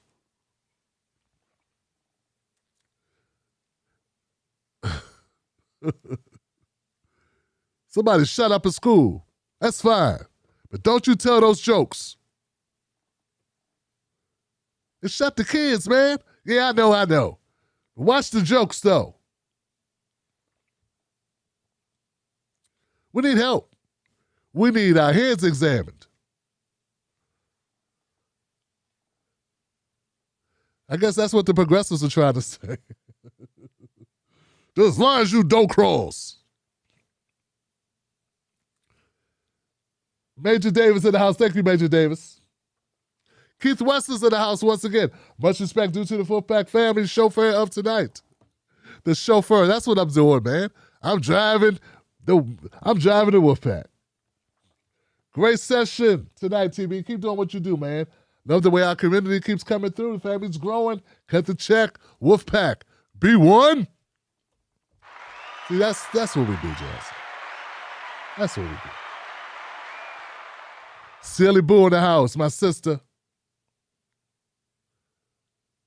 For real, though, we need to talk about why Chris Rock made the joke. Alopecia in black women is a public health crisis. That's why the Crown Act is so important. Perms, weaves, hair glue, braids, chemical hair color, all of it are ruining black women's hair. Let's give it all that shit. This is Black did. But I know I don't want to get all into it. I'm wrong. Everybody can do what they want to do with their hair. Everybody can do what they want to do with their hair.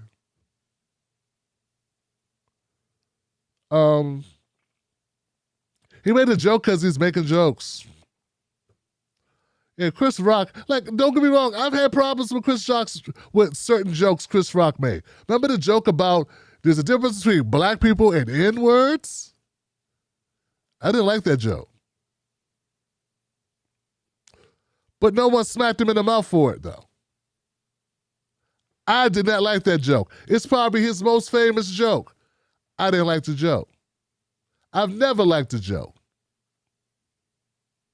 When Dr. Derek Hamilton came on the show and we were discussing the contract with Black America, because Dr. Derek Hamilton wrote the foreword for Ice Cube's contract with Black America, when Dr. Derek Hamilton came on the show, we brought it up. We were talking about Chris Rock, and we talked about that joke. And I said, I didn't like that joke. I thought it was a horrible joke. And racists have been using that joke to say shit about black people for the last 20 years because of Chris Rock. But I didn't say we should smack him in the mouth for it.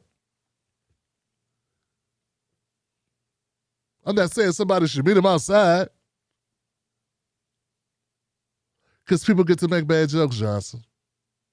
It's called freedom of speech.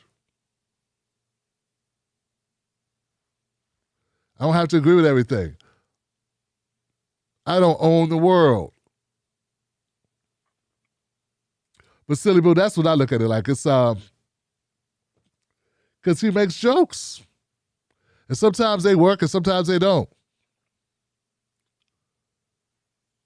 I guess he feel like he can make a joke about a rich lady being in a movie that played by another rich lady who probably got an Academy Award nomination behind it. I don't know. Goodness gracious. We can't have jokes, Johnson. We can have jokes. We can have jokes. Don't joke about that.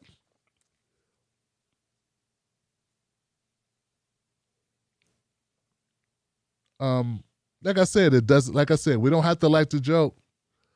You just can't beat up the guy who made the joke. That's all. That's how I see it. It's okay not to laugh at a joke. It's okay not to find the joke funny. You just can't be canceling everybody and now beating people, smacking people because you don't like the joke. That's all I'm saying. I'm not saying we got to like it. Because like I said, I did not like that joke.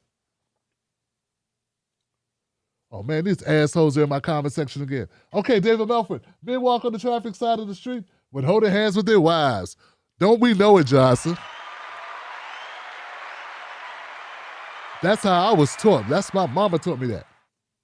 Oh, shit. Let me give a shout out to Brandy and Keith, my brother and his lady. His lady in the house. My little brother and his lady are in the house. I got caught up, Johnson. I meant to say that earlier. What's up, bruh? How you doing, fam? That's saying right. We're supposed to walk on the traffic side. My mama told me if a car jumps the curb, I'm supposed to be hit for some reason. I get to take the brunt of the punishment. I like walking too, but for some reason, because I'm the guy, I get to get hit by the car. And I still don't get credit because we still got all these women saying, black men don't protect black women. Nah, man, America doesn't protect black women.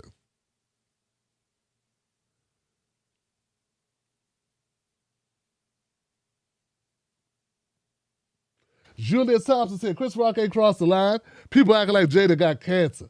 It's alopecia. It was a joke. Hell, a lot of us came to know Will from cracking Uncle Phil weight and baldness. Oh.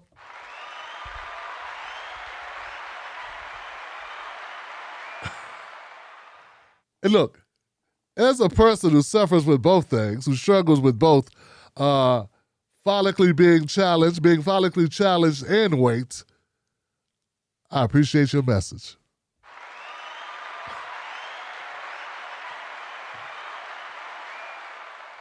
And the lazy eye.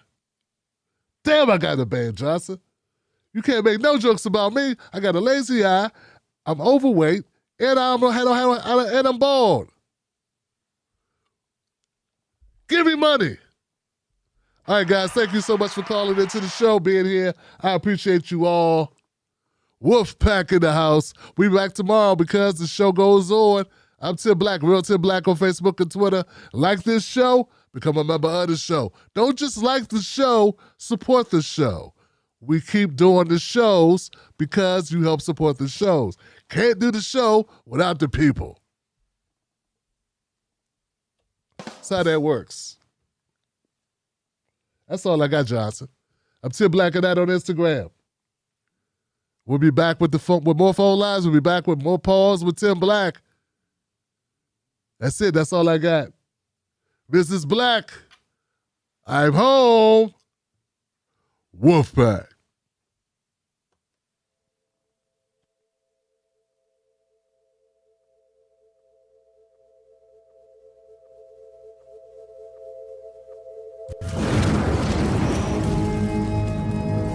Don't fall for the banana in the tailpipe. Don't be fooled by corporate media talking heads misleading the people. Get your news and information from an entity that keeps it real. Tim Black. Tim Black is the host of The Tim Black Show. Independent news that leaves you informed, inspired, and sometimes entertained, but always in the know. Go to timblacktv.com and sign up today. The Tim Black Show is news for people who can't stand the news. See you there. Let me ask you something. Do they know us? When I say they, I mean the talking heads on cable news. Do they know you? I mean, they talk about the world as if it's a sport. They play political games, report on our pain, rack our brain to feed the stock exchange, but do they know us? Do they know what we care about? Nope. They're too far away. They can't see us. They can't feel us. They can't relate to us. See, when you want to know what's going on in your world, trust someone who lives in your world. Subscribe. Most news shows are suspect. They don't focus on black issues, and when they do, it's all fluff. How does that help your life? How does that help your family? How does that help the culture? They don't. The Tim Black Show is different. Tim Black gives you news for people who can't stand the news. Real, authentic, researched, entertaining, on point. Don't let nobody take your cornbread. Visit www.timblacktv.com today. Get black breaking news, politics, culture from someone you can trust. timblacktv.com. Join us today.